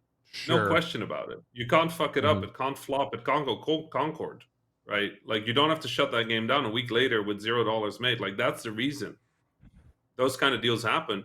If somebody gives me a bag for $500,000 to make a fucking video game, I'll make the best game I can, but I won't give a shit whether it sells because I don't have to. You've already made it. I have a bag. Like, things worked out, right? Like, let me talk to you about my time on Facebook. But that's the thing, right? Like, certain money is different money from potential revenue. They're just different bags. Like, the one you can give me, and then I'm like, okay, hey, sure enough. The other one is like, hey, let's hope God of War sells well. It probably will, but like, I'm not gonna. I'm a Muslim. I'm not gonna inshallah my business that way. Like, I'm gonna be sure that the thing is gonna make some money, and like, inshallah that works. But like, not that. That's too much, inshallah. That's too much. Like, if God's willing, like that's not how I'm gonna do that. Like, you give me a giant bag of money, I'll make the fucking video game. Let's go. Yeah. And without a bag of money, I might not make that video game at all. Right. But so, I think there's also, I agree 100% with everything you just said, but is Square the type of, I don't know the financials, and I'm sure you don't either, but Square has enough of like a name brand to be like, they're not going to put out a complete, I mean, I guess I'm saying that, and like Concord just came out and that was PlayStation. So yeah, maybe really good. Yeah. Really good point was made in your chat. Is Square's problem is their fans are from the PS1 era. Like, I don't think I disagree with that. I mean, I think there's a lot of nostalgia attached to the SquareSoft era from Super Nintendo and PS1 era, and we're aging. Like what games have they put out recently that is grabbing like newer gamers? Really? Yeah, that is a good point. They don't. Foam Stars? Well, no, that was a massive failure. Which, by the way, did you play Foam Stars? I skipped it. I did not. It banged. It was good. I like it. Yeah. It was really good. It's super fun. It was a non-free-to-play PvP game, so Dead in the Water. Sure. But it was really fun, and it had a really egregious store. But it was fun. It was really. Yeah, I liked it a lot. If I was building that game and somebody offered me a bag of money for exclusivity, I would take the bag. That's an uncertainty. Yeah. No, that completely contradicts what I was saying earlier. So. It's still up. Yeah. Yeah, but nobody plays it, and it didn't. And if it's a live service PvP game, why wasn't it on more platforms? Like it was exclusive just PlayStation. I would play that on PC tomorrow. Yeah. You know what I would think? I'm just sitting here. I'm just thinking. You know what I would think would really help explain how the games industry worked? What's that? Like, it would be like a website, and like I know this is going to be prohibited in Australia, but a website where you can put like $100 on an upcoming game. And if it does a certain amount of money, you get 150. You want the stock market, but just for video games? I keep your money. I personally keep your money. Oh, okay. Like that, because that's how it works. Like this is how the games industry works. Is you come in, you go, I have a great game idea. Somebody on this other side of the table goes, when are you launching it? And it's like 3 years from now. Do we even know what's going to launch? We don't know any games that are going to launch in 3 years. And I have to decide right now whether I'm going to give you $350,000, $1 million, $2 million, $10 million, $200 million. Yeah. To make that video game and hope it's going to sell back in 3 years. It's kind of like Kickstarter, I guess. Yeah. It's a terrible idea. Like game investment genuinely, like, and I respect that Gothalion is at the publisher now. Like game investment is a fucking awful idea. Yeah. Well, it's tough. It's hard. Yeah. It's hard. It's a gamble. What Krafton is doing, because they have infinite money bugs, that's smart. Buy some shit that isn't there yet. PUBG, right? Like for those that great. don't know, that they have PUBG Mobile, and that just prints money. But the whole thing about game development is like we don't know. We genuinely don't know. We have no idea whether something is going to work. Foam Stars could have worked, but like when I'm starting on a game and somebody will give me guarantees, I will take the guarantees. Like every single time, because it gives me the freedom to make the game I want. I don't have to worry anymore. Like the publisher has to worry now. Sorry. Yeah. But like I'll like how you keep apologizing. I don't gotta apologize. It's all good.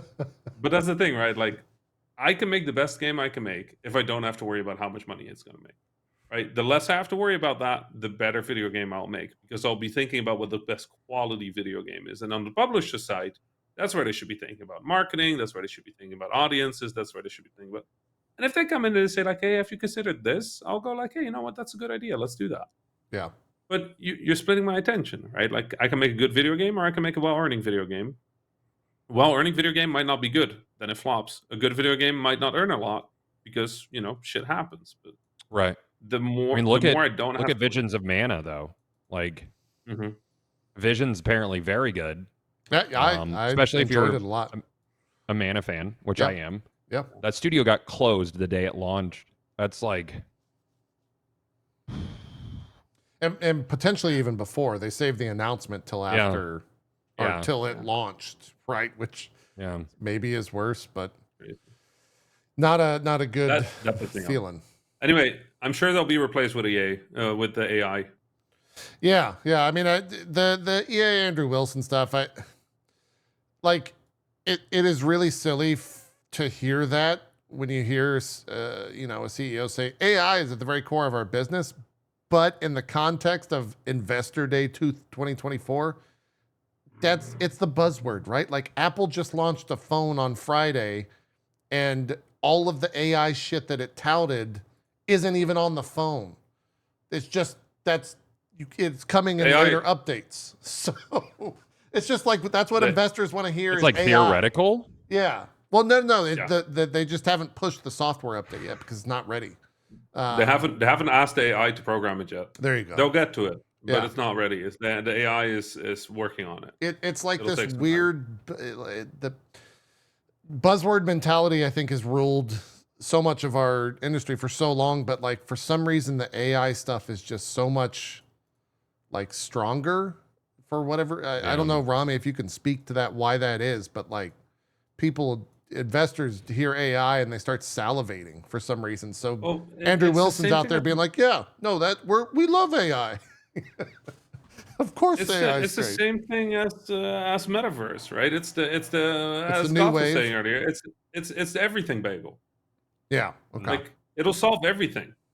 There's not a problem that metaverse won't solve. There's not a problem that AI won't solve. Like AI is one of the weirdest things I've ever seen in my life. Because it's provably pretty shit at most things. Yeah. And the things it's good at, and don't get me wrong, it is good at certain things, right? Like AI is really good at taking massive amounts of data, finding patterns in it. It's good. Like AI definitely has a use. I'm not quite sure if that use is putting artists out of a job. Like that's just very clearly not. Because even if you do, you're gonna have to hire artists to make data for the AI to scrape, because you can't do art anymore soon, right? Like nobody's putting art up anymore on their art sites because AI is just gonna scrape it and then you're out of a job anyway. So why the fuck would you? Yeah. Right.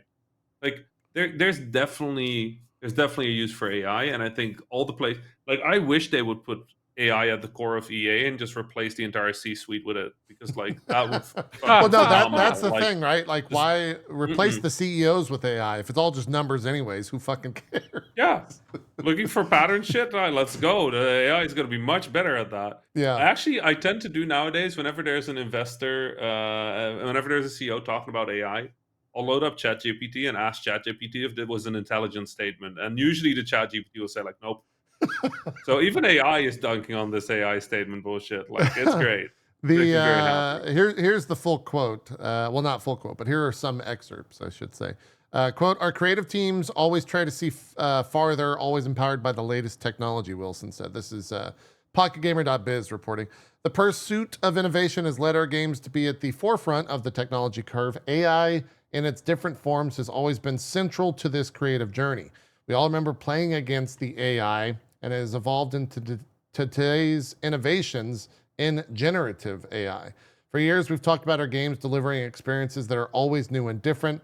We predict that with generative AI, we will finally be able to fulfill this promise for billions of people for billions and billions of hours.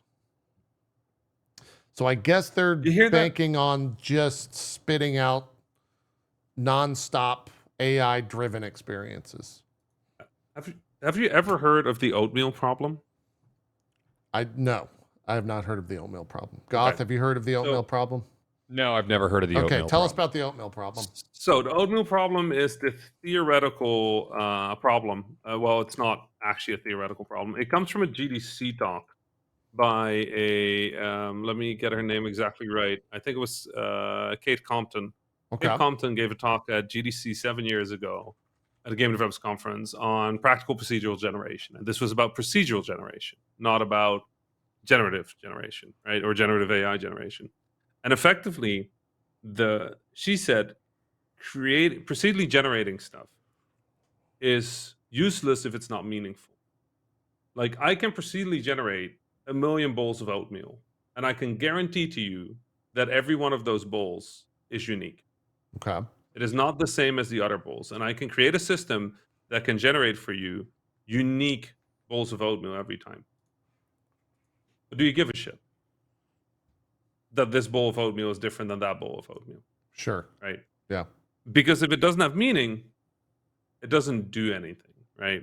So when it comes to this generative AI, you run into that same problem. You can have an AI generate a million planets, 1 million levels, 1 million units, 1 million enemies, 1 million weapons. But if they don't feel meaningfully different, if there's no actual reason for them to be distinct from each other, they just made oatmeal. I don't care whether the position of my oatmeal is different per bowl. I just care that it tastes like oatmeal. I want to chew on it. It has to be slightly crunchy, but not too much. That's it. So we're running into the oatmeal problem right now. Everybody's talking about generating infinite everything. That's fun for 55 minutes. For 1 hour, you'll sit there and you'll go like, oh, hell yeah, let's make a level. And then you play that level. And then you go like, let's make another one. You'll play that one. And then you'll go like, okay, I get it. They're done.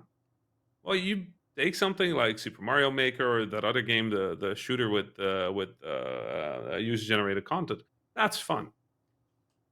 Because you play it and you know somebody thought of like, okay, how would this be interesting? How would this be cool? And even though you might not be actively thinking about it, I think you feel it. And maybe I'm just saying this as a game developer, right? Maybe this is just me. Maybe I'm full of shit. How do you feel about No Man's Sky? Does that have an Oatmeal problem? So I think to a degree it does, right? Like, and especially near the start of the game, the planets were such a large part of its identity, but it turns out that every planet is a planet is a planet is a planet. Like, it's a planet where I can breathe, or a planet where I can't breathe. Yeah. And after a few hours, that stops being interesting. So the meaning from No Man's Sky doesn't come from the planets anymore. For a very long time, they've been moving away from the planet as like the core part of No Man's Sky. It's your bases, it's your building, it's your ship, it's a, you know. So the planets turn into a backdrop rather than like a significant point of the game, and they needed to do that because otherwise, it's just boring. Yeah. Right? Minecraft can generate like massive worlds, but has that ever been like a big selling point to anybody, or is it just like I pick a place and I start digging here? It's kind of that. I mean, I feel like the golden goose is being able to make, and then we're kind of stepping away from the AI conversation. Sorry. Is like having a proc gen engine that feels hand built. And I think we're eventually going to get there. I'm really interested in Light No Fire and see how they do that, because it's essentially improved No Man's Sky. Yeah. I think Valheim at times really felt hand built. Even though it's like, you know, meadows, forest, swamps, so on and so forth. Yeah, I've spent a lot of time in No Man's Sky, so I get the Oatmeal comparison, because it's like I have 600, 700 hours in the game, and I know the patterns. I'm going to land on a planet. I know that it probably randomly rolls tree, rock, grass, sky color, watercolor, and then proc engine for all the animals there. So if you have enough time, you see the patterns. Yeah. So the thing, right? Like meaning is more important to proc gen than anything else. Like it needs to be meaningful. The distinctions need to be meaningful. What AI is giving us, and what AI is supposedly going to give us, which, you know, the demo EA showed was full of shit as far as I'm concerned. But the boxes. Yeah, the boxes. It's like, can you imagine? That's a concept video. You have all the money in the world to show something cool, and you're showing cardboard box. Like, what the fuck? But the point is, that level, it's not even a good level. Look at that level. Like, it's all open. Sightlines are terrible. Like, it's not like you know how in a good PvP game, you start to learn a level. You start to feel like, oh, these are like the good corridors. These are the good place to be. Like, this level, you'll play it once, and then you'll generate another one. Nobody will train on this level. Nobody will be good at this level. Nobody will be, because that's not how this works, right? Yeah. Like, a PvP game is about the level. It's not about the guns. Guns are part are your tool set, but like a PvP game is about the level. So that's fair. How many of us grinded Facility on GoldenEye, because it was arguably the best level. True. In GoldenEye and Perfect Dark. It felt the most competitive. It had nice sightlines and doors. I mean, levels are a star. Yeah. So that's it, right? Yeah. I think when it comes to AI, there will be use for it. Like, absolutely. Like, fuck yeah, I never have to make a tree again, because with a tree, I don't give a shit about the oatmeal problem. I want a tree, right? And we're already doing that. We've been doing that for decades. Like, that's not new. We've had tools to generate trees forever. We've had tools to generate rocks forever. We're not in the Halo days where like there's one rock on the map that's just rotated 7 times. Like, that's that. We're not doing that anymore. Like, we can do that. Is speed tree still the go-to? Speed tree is still a thing that exists. Yeah. Speed tree, man, #1 middleware, crushing it. So just the real shit. That and the Havoc engine everywhere. But that's the thing, right? Like the thing that I'm worried about with AI is the same thing that happened before in the games industry, which the thing that's going to replace is our juniors. Which means our juniors won't grow into seniors, which means our seniors won't grow into directors, which means in 5 years' time, we're utterly fucked. Because we're going to have a bunch of seniors that know how to do AI generation. and nobody to replace them, nobody to fill new stuff in, nobody to have unique ideas. Like, yeah, AI is going to do the shit that we let people do to learn how to make video games. To sit there and be like, fucking wax on, wax off shit. Like, like, welcome to the games industry, make a rock. Like, that stuff teaches you stuff about how games gets made without you being a massive risk to the production, without, like, those are the people we're replacing. Who's gonna grow to a senior? Who's gonna have that experience of 4 years in the games industry, like, sort of seeing how things can go wrong? Yeah, we're gonna have prompt engineers. I can't do shit with a prompt engineer. What the fuck am I supposed to do with a prompt engineer? I want to make video games. right. So yeah, no, replace the CEOs with the AI and fucking let's go. Like, I would love that experiment. If EA wants to spin that off and fund it, like, please do. Like, just spin off a studio that's run by an AI. I've been saying it for years. Okay, the EA CEO looks like the Merovingian, so he might already be AI. Mr. Andrew Wilson might be AI already. You never know. You never know. There was some information about the next Battlefield entry from the EA Investor Day. They have 4 different teams working on the next Battlefield. DICE is leading the charge on multiplayer. Criterion is driving content experiences across single player and multiplayer. They're now fully integrated. Motive is bringing their, quote, rich history of storytelling and action to the Battlefield mix. And then Ripple Effect is working on a new Battlefield experience fueled by the unique, this is them, not me, their unique Battlefield DNA that's been testing really well with players. So it's probably an extraction thing. I don't think that's VR. Right. I think that's probably like some sort of Tarkov or extraction shooter for that. But yeah, we'll have to see. I think 2042 obviously did what it did. While I think the game has gotten better with all the patches, that launch kind of set the course for that game. Yeah, and we'll I did a thing for it back in May, and it was fun. I had a good time. Yeah, it's definitely gotten better, but you can only launch once in this industry, and it had a doozy of a launch for sure. What else is out there? That was kind of everything from the Investor Day. I'm actually curious, Goth or even Rami, did you guys play the newest Helldivers patch that came out this past week? Because apparently it did enough to triple the concurrent user base. It did really well. I was gonna play it today, but then I let chat vote. Ironically, Democracy decided that I played the Zelda fan-made roguelike instead. Oh, okay. So to answer your question, no, I haven't. No, okay. No. Well, apparently it's good. The numbers are back up to around 50 or 60,000. Looking at the overview on their Steam notes, it was a major overhaul of the anti-tank armor penetration, health and armor values, weapon and stratagem balancing, enemy reworks, health and damage mechanics, gas gameplay mechanic rework, new galactic war feature, an emote wheel feature, as well as just normal crash and bug fixes. Everyone in my chat is saying it's really good. So I don't know the specifics of why that is, but people are about it, it turns out. I heard that it actually made it a little bit easier to die, or like that there's more of a threat as well. I was worried about that because the game felt not challenging eventually. Yeah, so reading the first patch note here, or the 2 patch notes, says previously partial damage dealt 50% of full damage, which we found to be overly punishing and reduced effectiveness too much, leading to an excessive reliance on high armor penetration weapons. We've now increased partial damage to 65% of full damage to address this issue. The Helldiver now also takes less damage from headshots, which previously dealt 100% extra damage, but now inflict only 50% extra damage. Damage from hits to other body parts has been slightly increased depending on the area hit. This adjustment aims to normalize overall damage while maintaining detailed damage zones, reducing spike damage.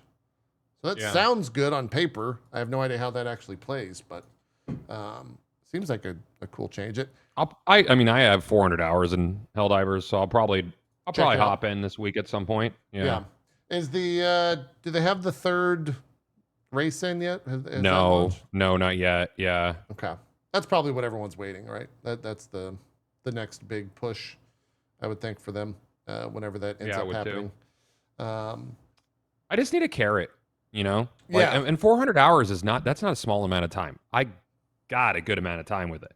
You know, it's not like a loot chase, progression chase, but I would like a more of a progression carrot to chase. It's similar for like Sea of Thieves for me. Like I eventually was like Pirate Legend. I was like, okay, cool. And I don't play that nearly as much now. Yeah. But overall, God, I do love some Helldivers. It was real strong. Not much when it like launched. it. Yeah, it was. Yeah. It was so fun. It was. Yeah. I hope that they can like rekindle that or recapture that somewhere down the line. I hope so. I mean, tripling your user base with one patch is pretty indicative that, you still have staying power. Sure. Yeah. I think they were like 50 or 60,000 today. It's not bad. Nowhere near what it was. Did they ever cross 1 million? Their numbers were wild there for a couple. I don't think they crossed 1 million. On I don't PlayStation. think so. But I want to say it's just shy of 400K might have been their peak on. Okay. Was it? Oh, they were over 500. Okay. Still crazy numbers. It's still nuts. Yeah. Yeah, definitely took over the video game world. Have you played Starship Troopers Extermination? No, Ko has actually played a decent amount of that before Helldivers came out and spoke pretty highly of it. I've heard good things. Didn't they recently do a patch, or they're doing a patch or something like that? It launches 1.0 in October, and it's going to have a single player mode, and Casper Van Diem's going to be in it as your commander. So, yeah. Okay. I'm definitely going to be hopping in. It's super fun. And it's I think it's, I want to say 16 players. There was kind a of decent nuts. amount. Yeah, it's really fun. It was pretty fun. I will probably. Sorry, Dean. Oh, Casper Dean. Van Dien. Dien, yeah. Okay. Yeah, Van Dien. Yeah. Yeah, it looks like it's going to be a lot of fun, especially that you're now the third or fourth person that has played and told me as such. Yeah, it's very fun. A little bit of pre-Tokyo Game Show news. Is Tokyo Game Show is happening this next week, which I feel like has a bigger spotlight on it. At least for me. Maybe that's just me personally. Maybe it's actually industry. I'm not sure. It's industry, yeah. But like a Dragon, Pirate Yakzua was announced, which is a Goro Majima fighting pirate game, which of course it is. Why not? Came out of nowhere and was announced. There's a full trailer, 6 or 7 minute trailer. He's a pirate. He washes up on the beach of Rich Island near Hawaii, and he's got a child that helps him who's got a pet tiger. And yeah, I don't know. Like, sure, let's do it. People are very excited about it. And it seems like they're also reusing a lot of assets, which is not a bad thing from everything. From what was it? Infinite Dragon? That was their most recent one earlier this year. But yeah, they're doing a lot with this. People are very excited. It's launching in February of 2025, February 28th, 2025. Sorry, Infinite Wealth. And that community is stoked for it. I think there's not really a developer like RGG right now. And I'm kind of glad they exist. I don't necessarily partake in their games too often, but they're almost like live servicing a single player experience because they keep using the same assets, but it's coming out like every 8 months, 9 months with something. And it's kind of cool to see that. I think the thing that really got me about the Yakuza games is just over time you just really get to know the places because they are reusing a lot of stuff. And to me, going to like Kamurocho like over and over was like, wow, do you see the place change? It like evolves like between games. Like what a weird game. Like, yeah, you're right. It is a little bit like a live service game, but then without the live service stuff. Like, just so good. Yeah, I don't know. Like, I love the Yakuza games. I came in late. I started with Yakuza 0 and I actually loved that so much that I went back and played through the entire series. Yeah. A lot of people have done the same as well. And there's also a shit ton of content to play through there. It's not like that's an easy walk in the park. No. But yeah, people are stoked for this. Like it was widely celebrated. People are very excited for it. And I think that's awesome.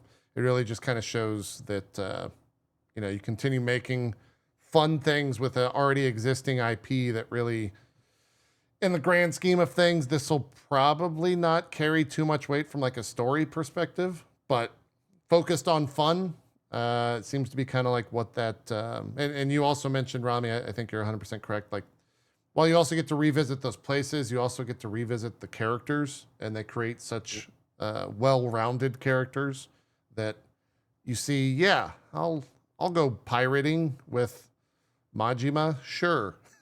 That sounds Why not? Why not? Yeah. Goth, single player games. I don't think Yakuza's in your wheelhouse. Have you ever checked it out before? It's been recommended to me a lot. Yeah. But I've never gotten to the series. Okay. Yeah. I'm not opposed. I think there's always something that comes out around a similar time. When did Infinite Wealth come out? It was in the beginning of the year, so it was probably Helldivers time, I would think. That's probably Helldivers. Helldivers I was or a Helldiver Palworld for 2 time? months straight. Might have been Palworld. I take January off, so if it was January, I was gone. There you go. You just weren't streaming. Yep. Yeah. Okay. That makes sense then. If you're ever gonna start, I would recommend just put Yakuza 0 somewhere on your off time and just play an hour every now and then after 10 hours you'll find that you're playing too much of it. There you go. Yeah. And stay away from the side games if you actually want to progress through the games. No, I like getting sidetracked every turn. Also, the side games might be one of the best parts of it. So, yeah.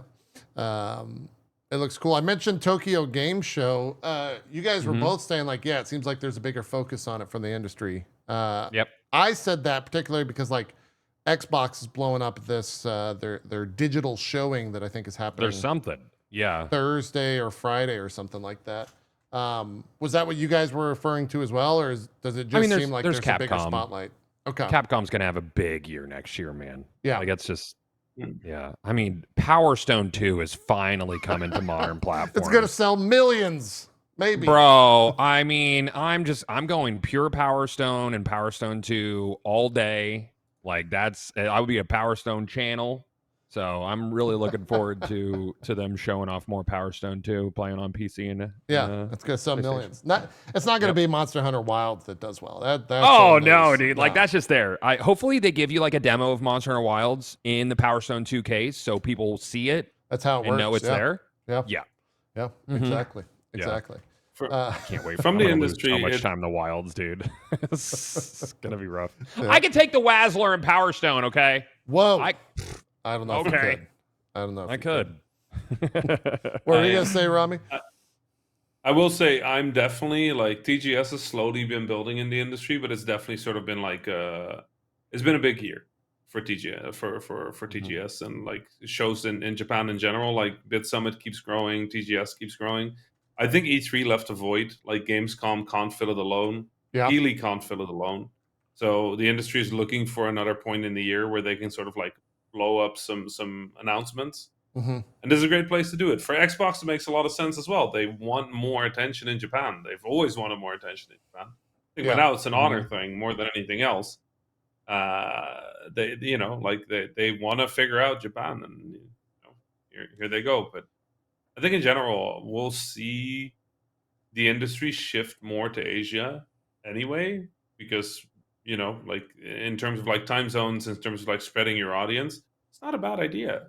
It just really isn't. Like the audience isn't as Western centric as it used to be. So you're seeing the companies like move out. You're seeing all platforms make moves in India, Latin America, like the Middle East. But that's mostly because the Middle East has been subsidizing that fairly aggressively. Like there's a lot happening. So spreading around the world makes sense. You do one in the US, that's the Keeley show, right? Key 3. You do one in Europe, that's Gamescom, and you do TGS. And I think they're testing whether TGS can hold up for that. Yeah. PlayStation was out there saying their full lineup for Tokyo Game Show will be Astrobot, Dragon Ball Sparking Zero, Dragon Quest III HD 2D Remake, which is the most Square title ever. Dynasty Warriors Origins, Infinity Nikki, which is going to make millions of dollars, I'm sure. Metal Gear Solid Delta Snake Eater, Metaphor Refantiazo, Monster Hunter Wilds, Neva, and Sonic X Shadow Legends. They're also going to have like 3 days of stage presentations. I would assume some of that will be streamed. If not, all of that will be streamed. We'll see how that goes, but a lot of good stuff in there. I'm pretty stoked for, obviously, Wilds. I think most people are. Looking forward to Metaphor. There was some previews that came out for that, citing that it's going to be about as long as Persona 5, so 100+ hour long RPG from Atlas. Seems fucking great.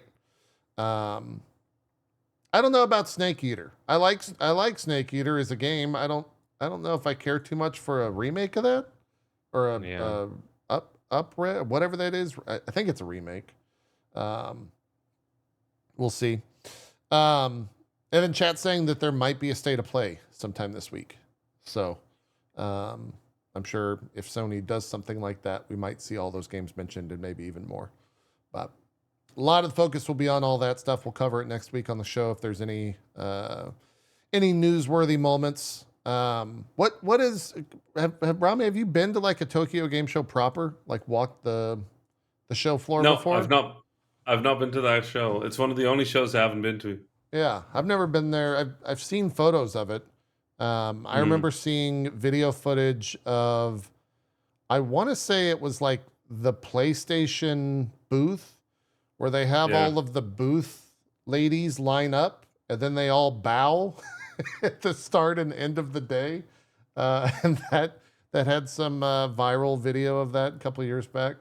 I mean, the main reason for me has always been my work focuses on place where the industry is growing. Yeah. And if there was any place in the world where the games industry is not growing because it's already at the maximum size, it's Japan. Yeah. It was a few years where indies were struggling. Like indies in Japan were sort of like frowned upon. They were sort of looked down on. And while they were sort of like fixing that, I visited a few times, but it was never during TGS. I've been there during a Bit Summit.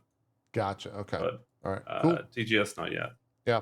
I saw Reb and God damn it. Who's the other Reb and who's the community manager at Warframe? I'm blanking. Megan, thank you. Yeah. I could only also say Danielle. Yeah, I could only say Moy Toy because that's her Twitter handle.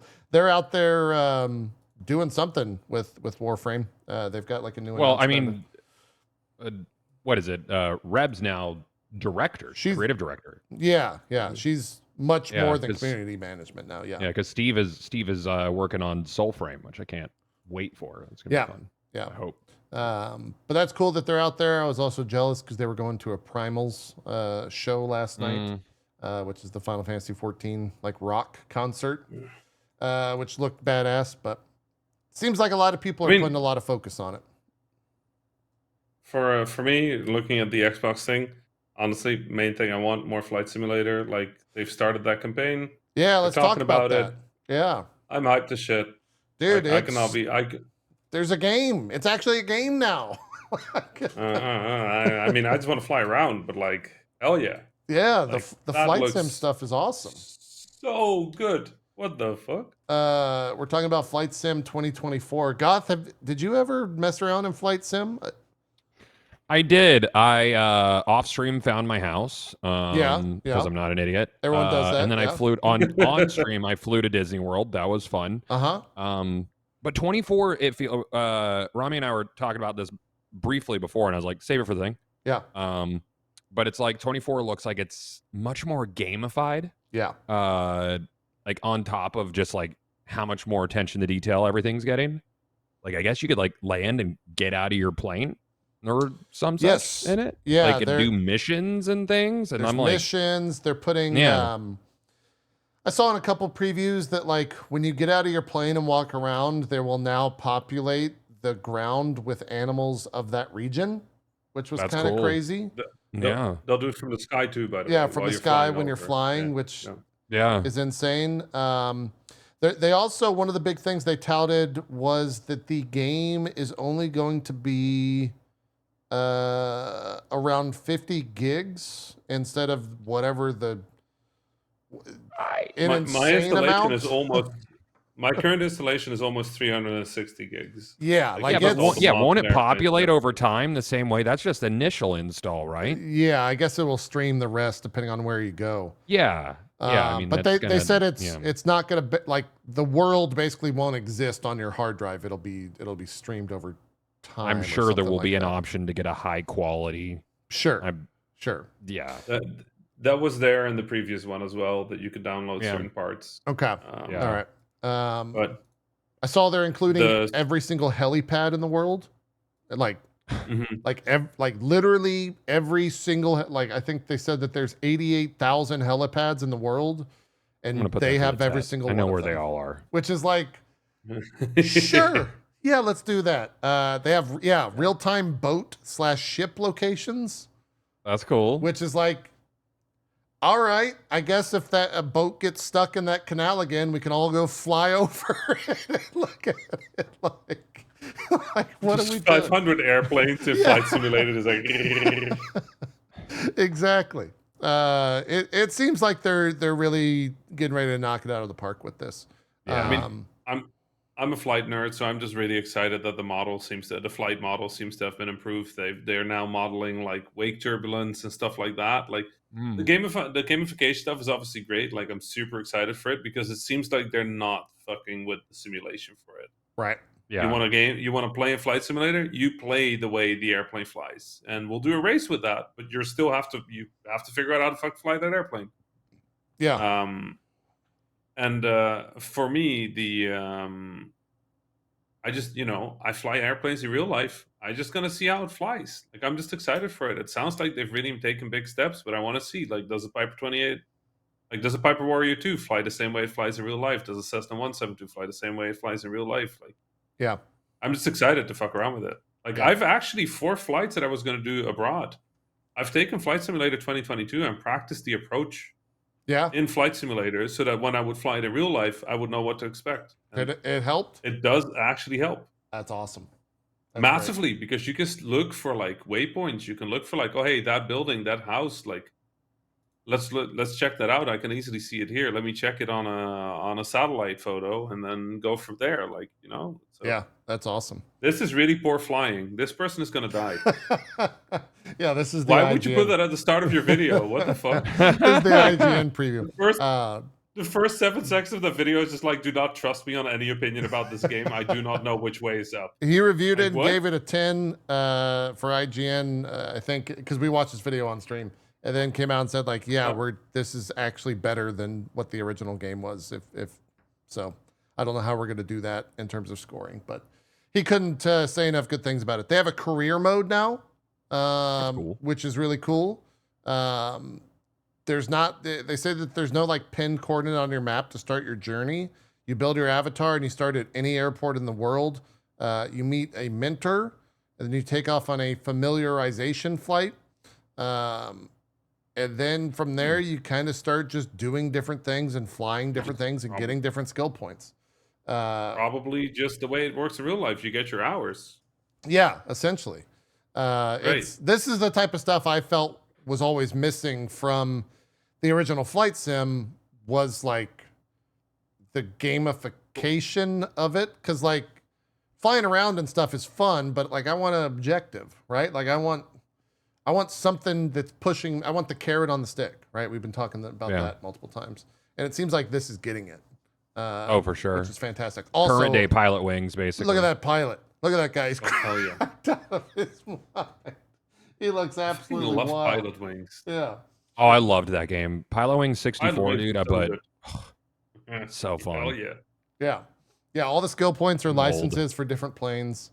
Of all the video games, by the way, JP, I can say that you probably, of all the video game stuff in my life, you're probably in the top 5 things that have cost me most money in games, because of that one time you got me to buy a Final Fantasy limited edition for how many $100 was it again? Wait, what was this? Why is this coming up? What does this have to do with anything? What are you doing?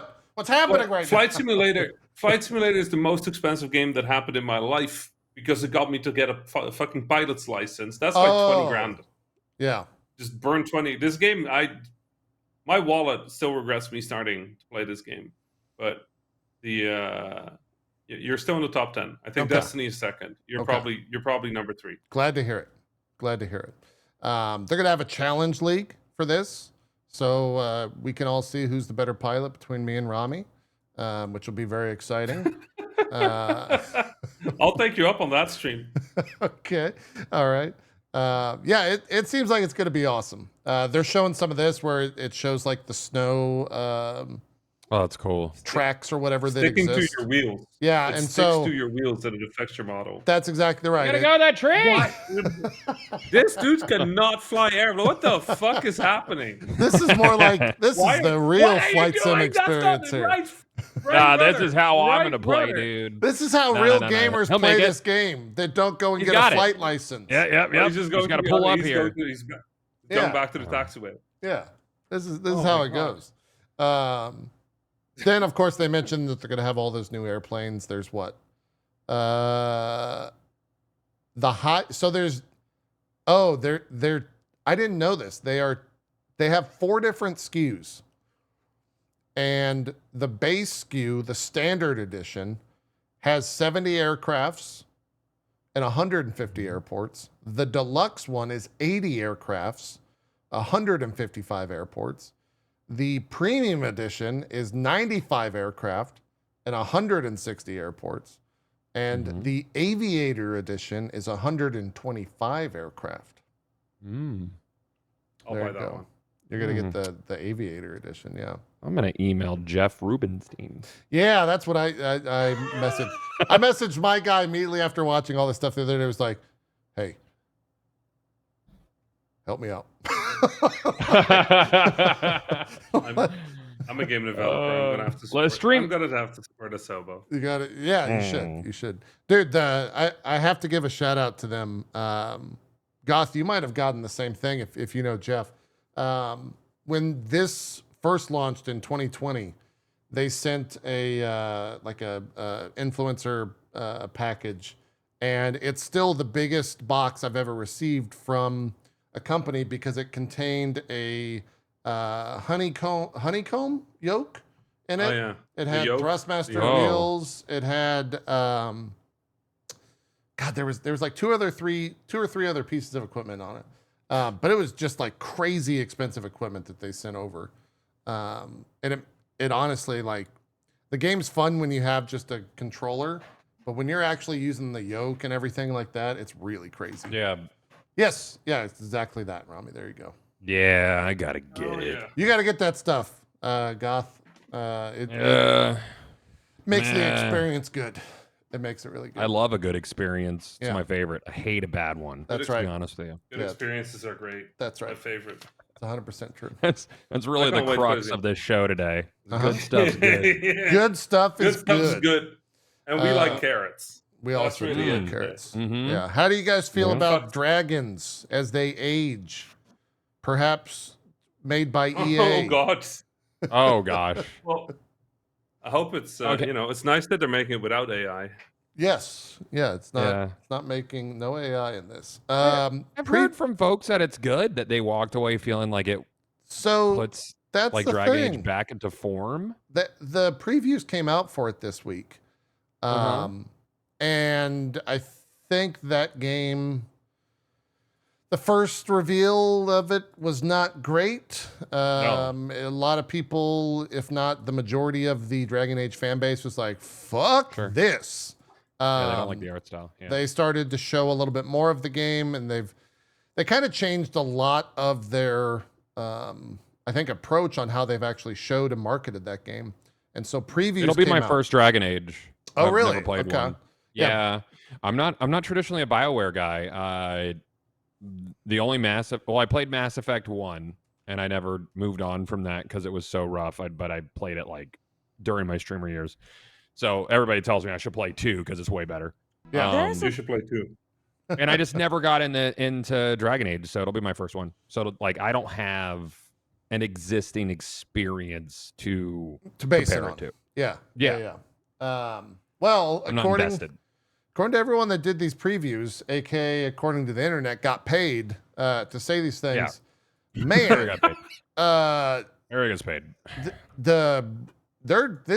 I'm like hyped, man. Greg Miller came out and said that like this is game of the year if they stick the landing. Like the people are out there saying some wild shit about the preview of this, which is very exciting to hear because the more I've seen of the combat I'm in, it just looks like it's going to be a fun game to have combat in. And if they can nail like the story aspect and all of that, I think the art is pretty divisive as well. I think that's another thing that you either hate it or love it. And that was what a lot of the previews said. Skill Up's got a full video. He was very positive on it. Did Skill Up like it? Skill Up loved it. He said it was really, really good. Yeah. Yeah. I wait for his videos to come out so I know what opinion I have. Yeah. It's funny. That's what I tell my, that's what I tell my audience as well. It's like, oh, IGN and all these other, and they're like, what? We don't give a shit about that. I'm like, well, Skill Up. And then everyone's like, oh, like, what did Skill Up say? Tell me more. How does that work? Yeah. I'm always, I don't know, like the art style is one of those things where I get that people have opinions about it, but like, if a game is good, I will barely notice anyway. Like that sounds weird, but like, as long as it doesn't get in my way, I'm good. Yeah. Yeah. Like, sure, it has nice glowy colors, and I'm gonna cast lots of magic. Like, hell yeah, let's go, more colors. Like, please. I think I'm very done with everything being brown. A lot of the same, yeah. A lot of folk that talk about the art style specifically are saying that like certain creatures that have existed in the world of Dragon Age before look different than that now, or look different in this game than they have in other. And like, I can believe that. Like, you know, you have an image of one thing in your mind. I get it. I understand it. But yeah, it's supposed to be good. All the combat stuff looks really fun. Yeah, combat looks good. Visuals to me look good. Mm-hmm. Same. How well received was Inquisition? I don't remember. So that came out. There was some information about that. Like, I think initially it had some hiccups, but sales wise, I want to say that it was Game of the Year 2014. What was I doing? It did win Game of the Year. I really like that game. Yeah. I really like that game. Inquisition was great. My mom also loved it. My mom really loved it. It was her second game. Yeah. Because in what was it? In Final Fantasy 15, there was not really a weakness or strength system, and I thought mom should probably learn about weaknesses and strengths in video games. So I just went like, "Fuck it, Dragon Age." Mom like grinded so hard that when she got to when she got to Corypheus and had to kick his ass, she like two-shot him. It was crazy. Like she was so over leveled. It was pretty great. Nice. Yeah, so it came out this week. You're asking how it was received. It won Game of the Year. It also sold it is the BioWare's highest selling game so far. Right. I was in a bubble then, so I kind of didn't. You were in the Destiny bubble, yeah. I was in the Destiny bubble, yeah. It has sold over 12 million copies. That's wild. Which is pretty I'm looking forward to checking it out. Veilguard. So I mean, like someone in chat said, it looks like Kingdoms of Amalur with a magenta filter on it. Sure. And I loved Amalur. Amalur was awesome. I fucking hate Kurt Schilling so much. He's a piece of shit. He squandered that IP, and I'm still heartbroken. Well, I mean, not only he also just did some really fucked up things. Yeah, he's also a sack of garbage, but I hate him for a lot of reasons. But gosh, man, Amalur was just like, just chef kiss. I mean, I put so many hours in that game back when. Yeah. So this is looking cool. I was pleasantly surprised. Was this Eurogamer footage, or just to give credit? Yeah, it was. That was Eurogamer footage. Skill Up's got footage. Everyone's got different footage of all the stuff they played. They couldn't record. I don't think they could record their own footage, but they all got about 6 hours in it. And that's cool. Said it was fun, so I'm excited for it. I like fun games. Yeah, fun is fun. It turns out. I mean, if it's a good experience, I think I'll have a good time. Yeah. Yep. We got about 30 minutes. I think that's kind of all the news for the most part. I don't think there was any. Oh, this is. Are you guys Kingdom Hearts fans? Would you consider yourself part of that fandom? Not as much as No. you. But... Okay. Well, some fun news came out about that. Essentially, Nomura, the game director, has said that Kingdom Hearts 4 will lead to a series conclusion so that he can retire, which makes a lot of sense given how long that franchise has been running, especially the fact that it hasn't really seen that there's like a conclusion to it. But one of the other... You think Mickey just wakes up and it was all dream?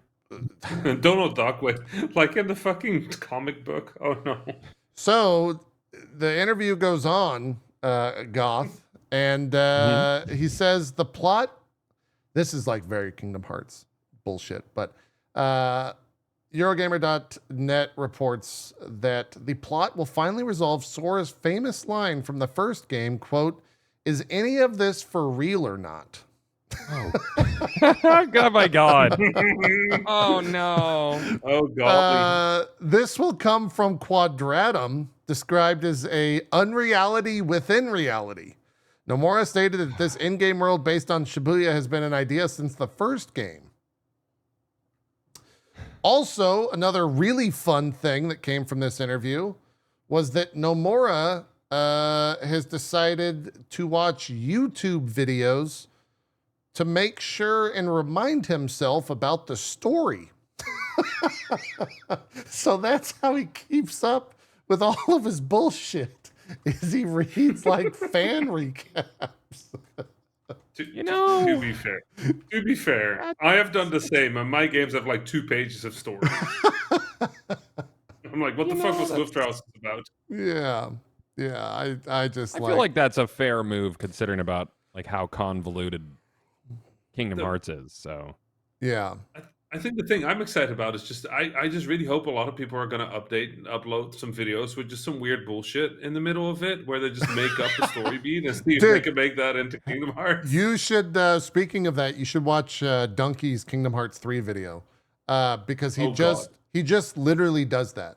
He starts making up bullshit, but then he kind of like veers back to the truth in a lot of ways.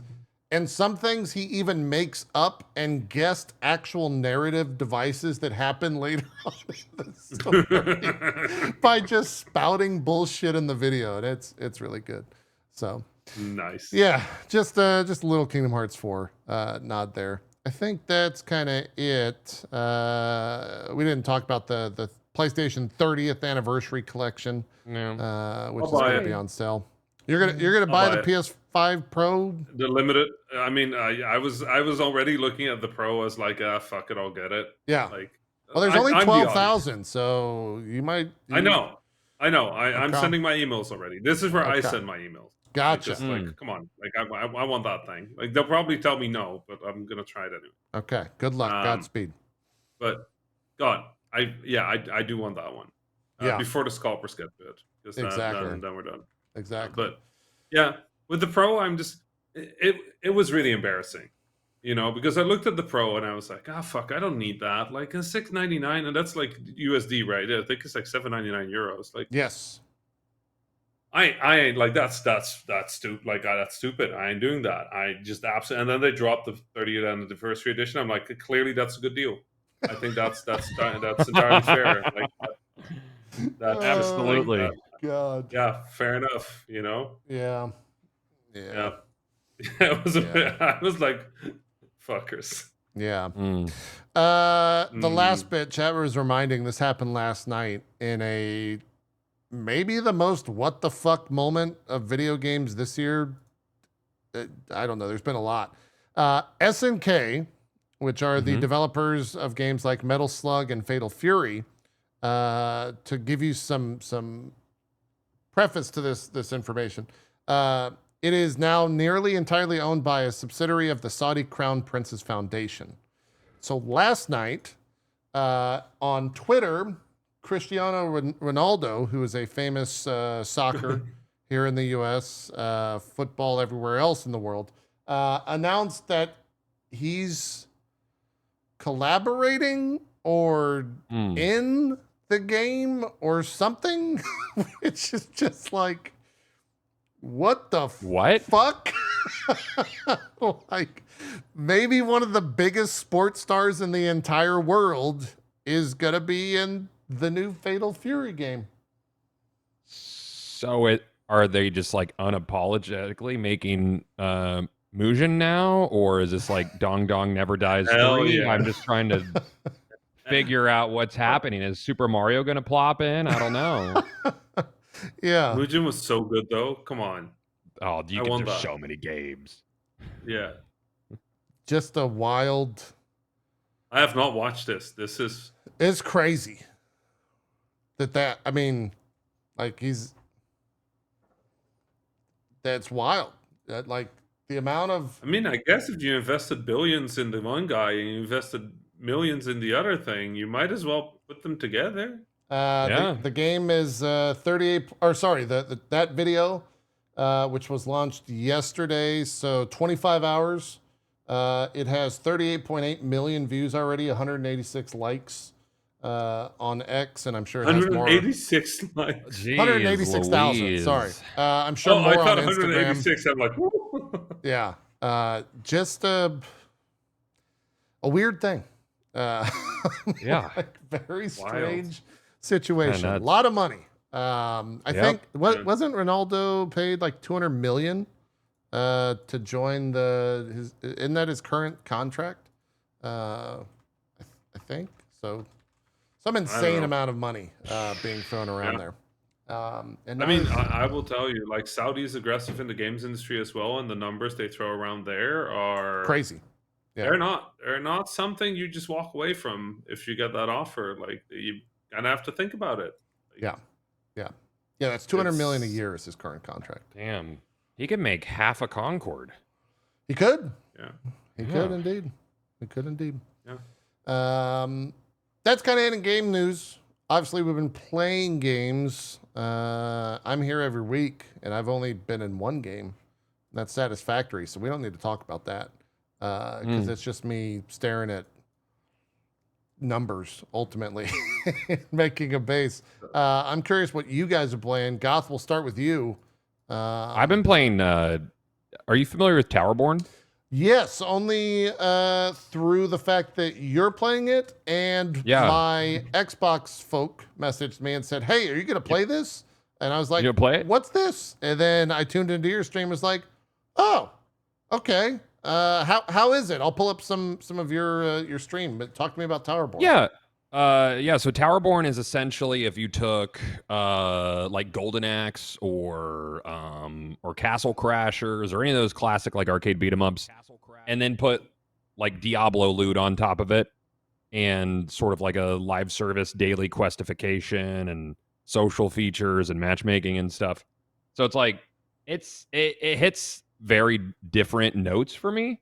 But also like two things I really like, and it's a very like fresh take on a loot game. Problem is it's not free to play for early access. Really? You have to pay $25. Okay. So it's like a paid beta, which I don't like. I think they made a mistake there because they're really not getting a lot of traction on Steam. They've done like zero marketing for the thing. Yeah. And they originally did what was it? The Xbox Insider. But it's not early access on Xbox, and it's an Xbox Studio game. So there's kind of there's a big question mark there. Yeah. But I fucking love it. Like it's super duper fun. The combat system is like deceptively deep. There's a really high skill ceiling for like comboing your attacks and stuff. Each weapon has like two different focus moves you could do. So you build up a blue bar, and based on however your gear is, like you could have at like X amount of focus gain on hit. Yeah. And so you like build up your special moves, and you have like a weapon move that you build up as well. It's 4 players. So it's like you have like normal levels, and then there's like boss dungeon levels. And at the end of it, you open a chest and like a bunch of fucking loot pops out, and you could really get into pretty deep build crafting. Yeah, I would compare it to like DFO a bit, but this is a lot cleaner, I think, than DFO. And I mean, DFO is an older game. And it looks like a Saturday morning cartoon and plays like classic arcade beat 'em up. Like it's super soloable. Yeah, at all scales. I recommend it.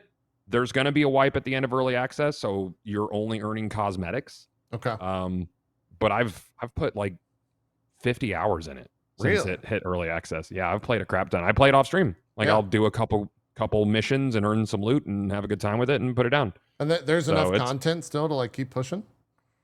I'm just build crafting right now, but they're like reworking all the classes because there's like 4 classes in it right now. There's like a rogue guy, a sword and board dude, a mace guy, and a mage? A fist guy, Mr. Fister. Mr. Fister, there you go. Yeah, Mr. Fister. It's a lot of fun, but I think the $25 early access ask alongside doing like no marketing is really not helping them out to get a lot of people in it. Yeah. Yeah, it was kind of, I wouldn't say stealth launch, but it came out and I was like, what? Like this was in some press event, and I remember maybe it was in the Xbox event, but I haven't heard. Yeah, it was in the Xbox event. Yep. Yeah, I haven't heard anything about it since then. I just knew that it was like out and you were playing it. Does it seem to have like a decently sized community, or is it still trying to find one right now? Oh, I mean, like, there's a lot of people interested, but getting them to buy into $25 when your progress is going to be wiped except for cosmetics is hard. Yeah, that kind of sucks. I think it definitely has potential for like a strong niche community at 1.0. Yeah. But as it is right now, like I don't think they've hit above maybe 1,000 players on Steam. Damn. So okay. Yeah. I've been giving them feedback, and it's by Stoic. Stoic made Banner Saga. Those folks, I don't know if you ever got. Yeah, this is the Banner Saga devs. That's wild. Yeah. So I mean, all the live service stuff works. You're running around in the town, which they call the Tower Smile, and you see other players running around and stuff, and then you can queue into dungeons. Like dungeons matchmake right now, standard tiles don't, and it scales up based on how many players, both like enemy health and enemy numbers. So it gets pretty wild. Like you get like a little pet guy who gives you an ability, so you can maybe synergize with your team to like chain abilities and do juggles and magic abilities and stuff. It's super fun. I definitely recommend checking it out if you can stomach $25 for being paying to be a beta tester. Yeah. Otherwise, wait for 1.0. It's early next year. Okay, gotcha. Yeah. You mentioned dungeons. Like what? And that right now you're build crafting. Is there any like higher like raids, anything like that they've mentioned? Yeah, they're planning higher content. Like right now it's like real baseline stuff. So there are big boss fights, and the bosses have like move sets. So you like learn their patterns and stuff. Okay. Yeah, I think at the end of this level we fight the current last boss, which is like kind of a big pangolin guy. So you're dodging like his waves. They telegraph attacks like MMOs do, and you have to like try to not get crapped on if you're in like the way of their big move or whatever. Yeah, it's super fun. Yeah, very much like Golden Axe meets Diablo. That's the best way I could put it. Very pretty looking game. I like it. Yeah. Rami was talking about colors and not brown. This is a good looking game. I'm so glad that's the direction of the industry for a while. Like, we do everything in waves, but like we're very much we were way overdue for colors. Like the art style it hits just right, and it's just the right amount of like just kind of goofy fun. Oh, the music's great. It almost feels again, like whimsical John Williams-esque. The music. Really? Okay. Yeah, like that's it's great. Yeah, the music's thing to be. It's Austin Wintory, if I'm not mistaken. Austin always does fucking phenomenal music. So really good score. It's wild to me that this is the Banner Saga devs. Like, what a different game. But also was Banner Saga. It was like a was it a deck builder? No. Kind of. More like strategy. It was like a strategy. Very light strategy. There was like a card thing, but it was more like a tactical turn-based RPG. Strategy. Turn-based, yeah. Mm-hmm. And it was really grim. This looks a lot more like cheerful. That's like very cheerful. I mean, the Banner Saga story is kind of like, Yep. So I recommend if you have some time. Yeah. What was that? It's gorgeous. I'm just watching it, like just the way the the effects they're putting on the trees and like the little leaves into like they spend time on this shit. Yeah, it's everything in the backgrounds. Like you could see the smokestack on the house back there. Yeah. Like even far in the distance, you see like a little windmill. It's very vibey. Yeah. Yeah. Mm-hmm. Cool. Good. Being informed there was no I'm cards. glad we're in the Banner vibe Stock. space. Yeah. Chat wants me to get that wrong. There's no cards. No cards in that. There's no cards in Banner Saga. Get it right. Cool. That's Towerborne. 25 bones right now for early access. Mm-hmm. But it will be free to play. That's probably when most people will check this out. Yes. I think. Yeah. Yeah. For 1.0. Well. Mm-hmm. Cool. What else, Goth? Anything else you've been playing? I kind of bounce around, man. Yeah. Yeah, I've been trying to. I need a new home base game, but like nothing's really grabbing me for an extended period of time. For a while, it was First Ascendant, but then I finished all my stuff. Did you play? And I was like, okay. Did you play Space Marine too? I played Space Marine a bit, and then me and my buds we hit like connection issues. We were just paused forever trying to get together with each other. Okay. Oh yeah, I played Wild Bastards. You check that out? I know the name. That's kind of like so Towerborne, it's the same crew that made Void Bastards. Okay. And it's like super good. Yeah. So it has like this sort of like board game feel to it in the world map, and you have like multiple crews, but it's also rogue. So like, you'll do runs and stuff. It's like the writing's super funny. The art style is again that like Saturday morning cartoon art style. And like, let's say you go down a mission. So you have your crews are broken into groups of 2. Okay. And you send them around the board to do different like portions of it, missions, which are like FPS missions instead of like you go from a board to an FPS. Let's say you do poorly, it might start a rift between the 2 people in the group, and then they'll start feuding. So you can't send them down on a mission together until you find a can of beans for them to share, and now they're buds again, kind of thing. Sure. It was really fun. I liked that a lot. Played a lot of Wayfinder. Which is hitting 1.0. You've been pushing Wayfinders, like it's single player now, right? Because it is single player. Yeah. It satisfies a lot of that like Borderlands drop in, drop out, hunt for loot and items kind of thing. It's very different from how it was when it was a live game. Even with all the problems that Airship Syndicate had and whatever with DE, I think it's better. Yeah. As a drop in, drop out than as a live service game. Yeah. It's coming out 1.0 at the end of October. It's gonna have they built crossplay. They built like a server, like a matchmaking thing, which wasn't gonna initially be there. Nice. It's really, really fun. Wayfinder. So it's like a nice hack and slash dungeon crawler with open worlds to farm and stuff. So big recommend that. Yeah, that game's gameplay was not the issue. It was always connection issues. And initially, because it was dead for like the first 3 or 4 days. When that like launched back in the day. I say back in the day, but that was earlier this year, if I recall. It was literally last year when it launched. It was about this time. There you go. Yeah. It's cool though that they were able to like, I don't want to say salvage, but still do something after kind of everything that happened. Because that was a little bit dour there for a little while. Yeah, I think Joe Mad and the higher ups there basically were like, okay, well, we're not going to take pay and we have to fund this thing to finish it. Yeah. It was a huge pivot. I mean, they went from live service to drop in, drop out in like 4 months, and it's really good. Yeah, like if you play the original Wayfinder and you feel like you know what it's about or you heard what it's about, it is not that. Yeah, it's really, really, really good. That's good. Mm-hmm. How did you? I'm seeing here you played 5 hours of Star Wars. Did you? Or no, you played a little bit more of that. You had a couple streams. Did you like Star Wars? Yeah, I did a couple streams of it. I did, but then I fell off. It brings it back to the Oatmeal issue.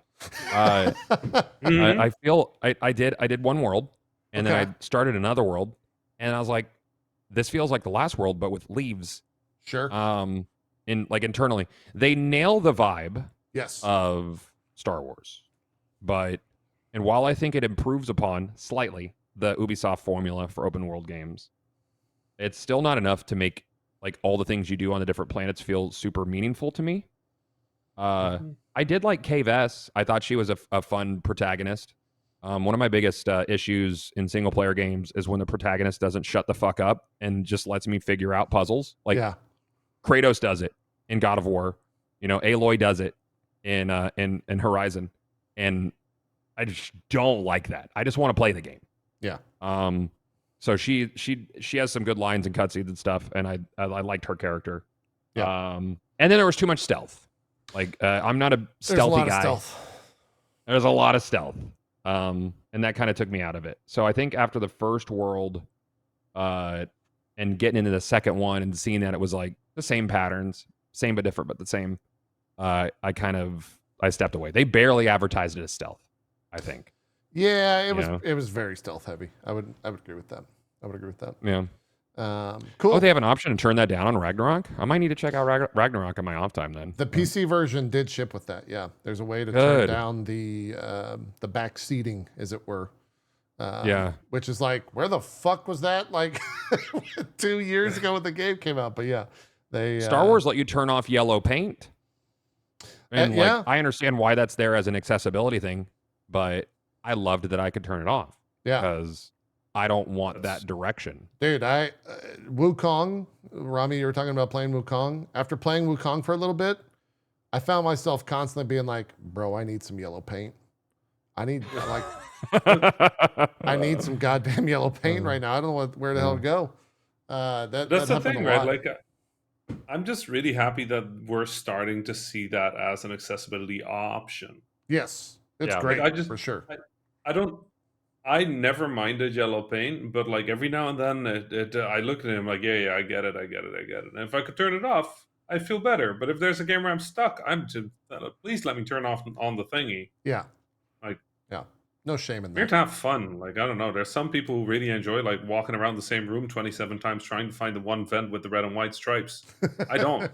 Like, or put the fucking quest marker or something. On it. It's like playing like an old point and click to see what you can interact with in a room. Yeah. Mm-hmm. Yeah. Like what brings up the X button prompt for sure. Yeah.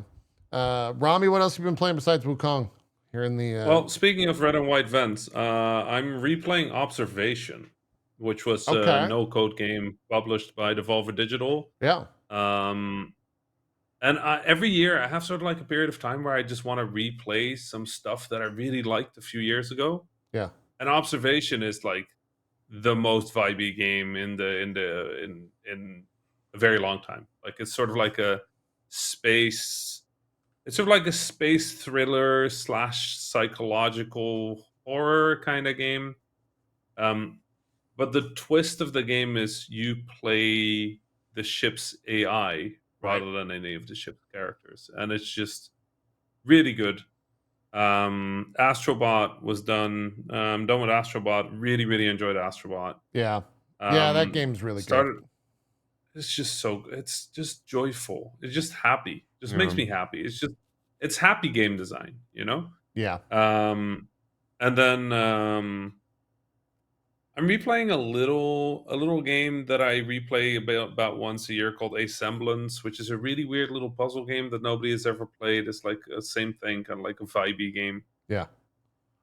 I think I have I feel like vibe is very much a thing. Somebody in chat's mentioning UFO 50. I did play UFO 50. UFO 50 is pretty good. That's if the you game have where that experience. It's like 50 unique games. It's 50 games in one. Yeah. If you ever have that experience of having like a bootleg, like I didn't get a PlayStation when I was a kid, right? Like my dad went to the black market and accidentally bought something called a Polystation, which was a bootleg NES in a PlayStation shell. Nice. And it came with 99 games in it. Hell yeah. And half of them were good and one of them was great, you know? And UFO 50 is kind of set up that same way. It's like 50 little games. They're all sort of like that NES vibe, right? And you just play them. And you might fall in love with one of them, or two of them, or five of them. And most of them you're gonna play for 5 seconds and go like, "Fuck nah, I don't want to do this." But like, I found a few games where I'm like, you know what? Yeah, into this, and then I played for like an hour or two. It's on my Steam Deck. Oh, okay. It's just really chill. It's like it just makes me very happy to be able to have that experience again. So, no, nothing much big. I'm still in Black Myth Wukong, honestly. I had a friend who visited me and beat the white-clad noble at the start of the game. Sure. It's like the dude in the white with the water attacks. Yeah, like the And first big boss, I would say. yeah, and and then I played from there, and then like 2 hours later, I was like, you know what? Let me just start from the start because I feel like I missed something, right? So I just restarted the game. I deleted my save game. I restarted the game. Shouldn't have done that. Oh, you got stuck in him That again? dude keeps kicking. That dude gets just fucks me up.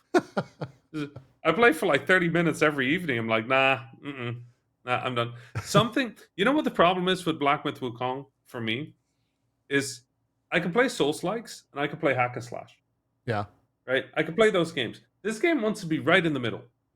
And it's pissing me off. It just really pissed me off. Because every now and then I see an opening, I'm like, fuck yeah, let's hack, and then I'm dead. Yeah. I'm like, oh fuck, I shouldn't have done that. I shouldn't have done. It's fucking up my brain. I can't figure out what kind of game it is, and it's also because the enemies are weak as shit. Right, and the So I walk up to an bosses enemy and I just like bap bap bap bap bap dead, and I'm like, hell yeah, great time. And then I get to like a big boy. The big boy just like screams at me and I die, and I'm like, wait, what? And it's just like it's a weird game. It's beautiful, it's gorgeous. I'm really enjoying it, but like that White Cloud Noble. Like I could beat the fuckers after that. I could beat them after that. It's that guy I'm stuck with. And I thought, oh yeah, you know what? I'll go back. I'll see what I missed. Mistakes were made. Yeah. Mistakes were made. Well, don't do that. You'll get him. You'll get him soon. I believe in you. You're gonna Inshallah. Yeah. Apart from me, it's been Satisfactory. I put 65 hours into that save since I don't know, 8 days ago or 9 days ago or something like that.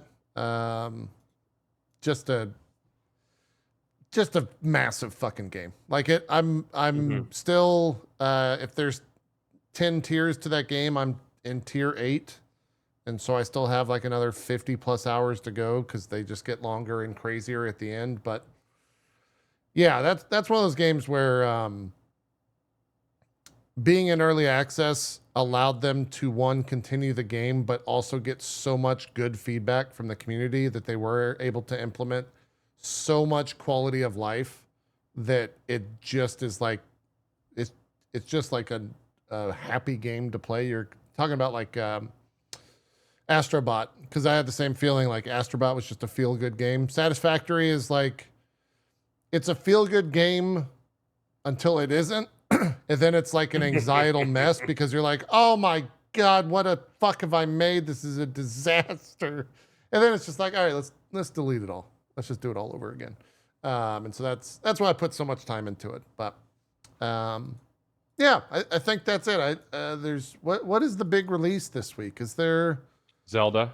Zelda comes out. What's the full name of that? It's not just Zelda, but it's Echoes of Wisdom. Echoes of Wisdom. There you go. Yeah. That drops this week, and then I think something comes out. Oh, and then like the first, there's something on the 30th, isn't there? That's Starfield. That's Shattered Space. Shattered Space on the 30th, and then the first week of October or second week of October is full. It's got a bunch of stuff. There's so much stuff. It's got like Vessel of Hatred and a bunch of other crap. I'm watching this with a weird sense of melancholy because it's like this is probably going to be it for a while in terms of good games. Like what next year's got so many bangers. We heard that after last year though. I feel like it's going to be the middle of 2025 is where things start to die down. Yeah, 2025 is when it like we're on our last breath. Yeah. After that's going to get weird. Yeah, because we've got GTA 6. And then once GTA 6 comes out, I feel like everyone's in a rush to get out before GTA 6. We sure want it. And then GTA 6 is like, oh yeah, that's it. All right, 2 seconds. Annapurna died. I will miss Annapurna. You think? Yep. Okay, fair enough. Rami will not be taking any questions. Jeez, rough. Yep. Rough. Yep. Yeah. Well, hey, thank you both for joining me on today's show. I really do appreciate it. I was scrambling to find folks to join us, and you two accepted the call, even with plans. You made time. I really do appreciate that. Thank you guys so much. Pleasure indeed. Let's do some shout outs from the two of you. What do you got going on in the future? Where can people check you out and support you? Rami, we'll start with you first. Yep. Somebody asked me what my mom is playing. Is Final Fantasy VII Rebirth, still on our channel if you want to check that out. I am having a fun time. I'm back making video games again. Just making a video game. After this is done, I'm gonna go and balance some shit and see whether it's fun. And hey, that's nice. Yeah. Beyond that, follow me on Blue Sky. Fuck Twitter. Find me on Blue Sky. There you go. Better. Please delete the Twitter thing. Like, I thought about. Do not want to speak of Twitter. I thought about we haven't messed with these graphics in half a decade at this point. Don't change it to an X. I swear. I'm not going to change it to an X, but I mean, like, even leaving it as a little bird is kind of like, I kind of don't like it. Yeah. But then what do I do? RamiIsmail.com. RamiIsmail.com on Blue Sky. You can still follow me on Twitter until I delete that account, and I very occasionally stream on Twitch. But if you want to see me on Twitch, honestly, the best place to follow me is probably just here. This is where I show up most on this website. So fantastic. Yeah, I'll have more news on a video game sometime in the future. Sounds good. We'll have you back on to talk about it. Gothalion, what do you got coming up on the channel? Where can people check you out? This week's Zelda. Dude, I'm gonna be playing more of that Zelda roguelike that I started this morning. Ooh, it's good. So good. So good. Oh nice. My God, Nintendo's gonna shut it down so quickly. Download it now. Find their Discord. Go get it. It's called Infinite Dungeon, and it's Link to the Past as a roguelike. And I was like, there's no way. And then I check it out, and it's problematic. It's that good.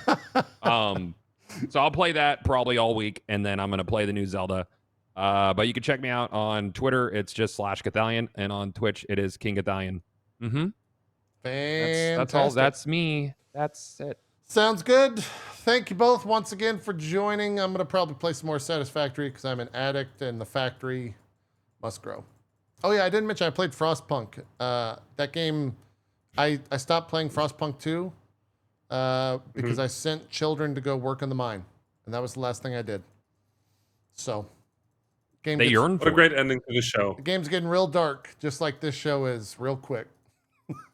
Rami, it was either the mine or school, and I thought they'd be safer. Safer in the jeez. Jesus.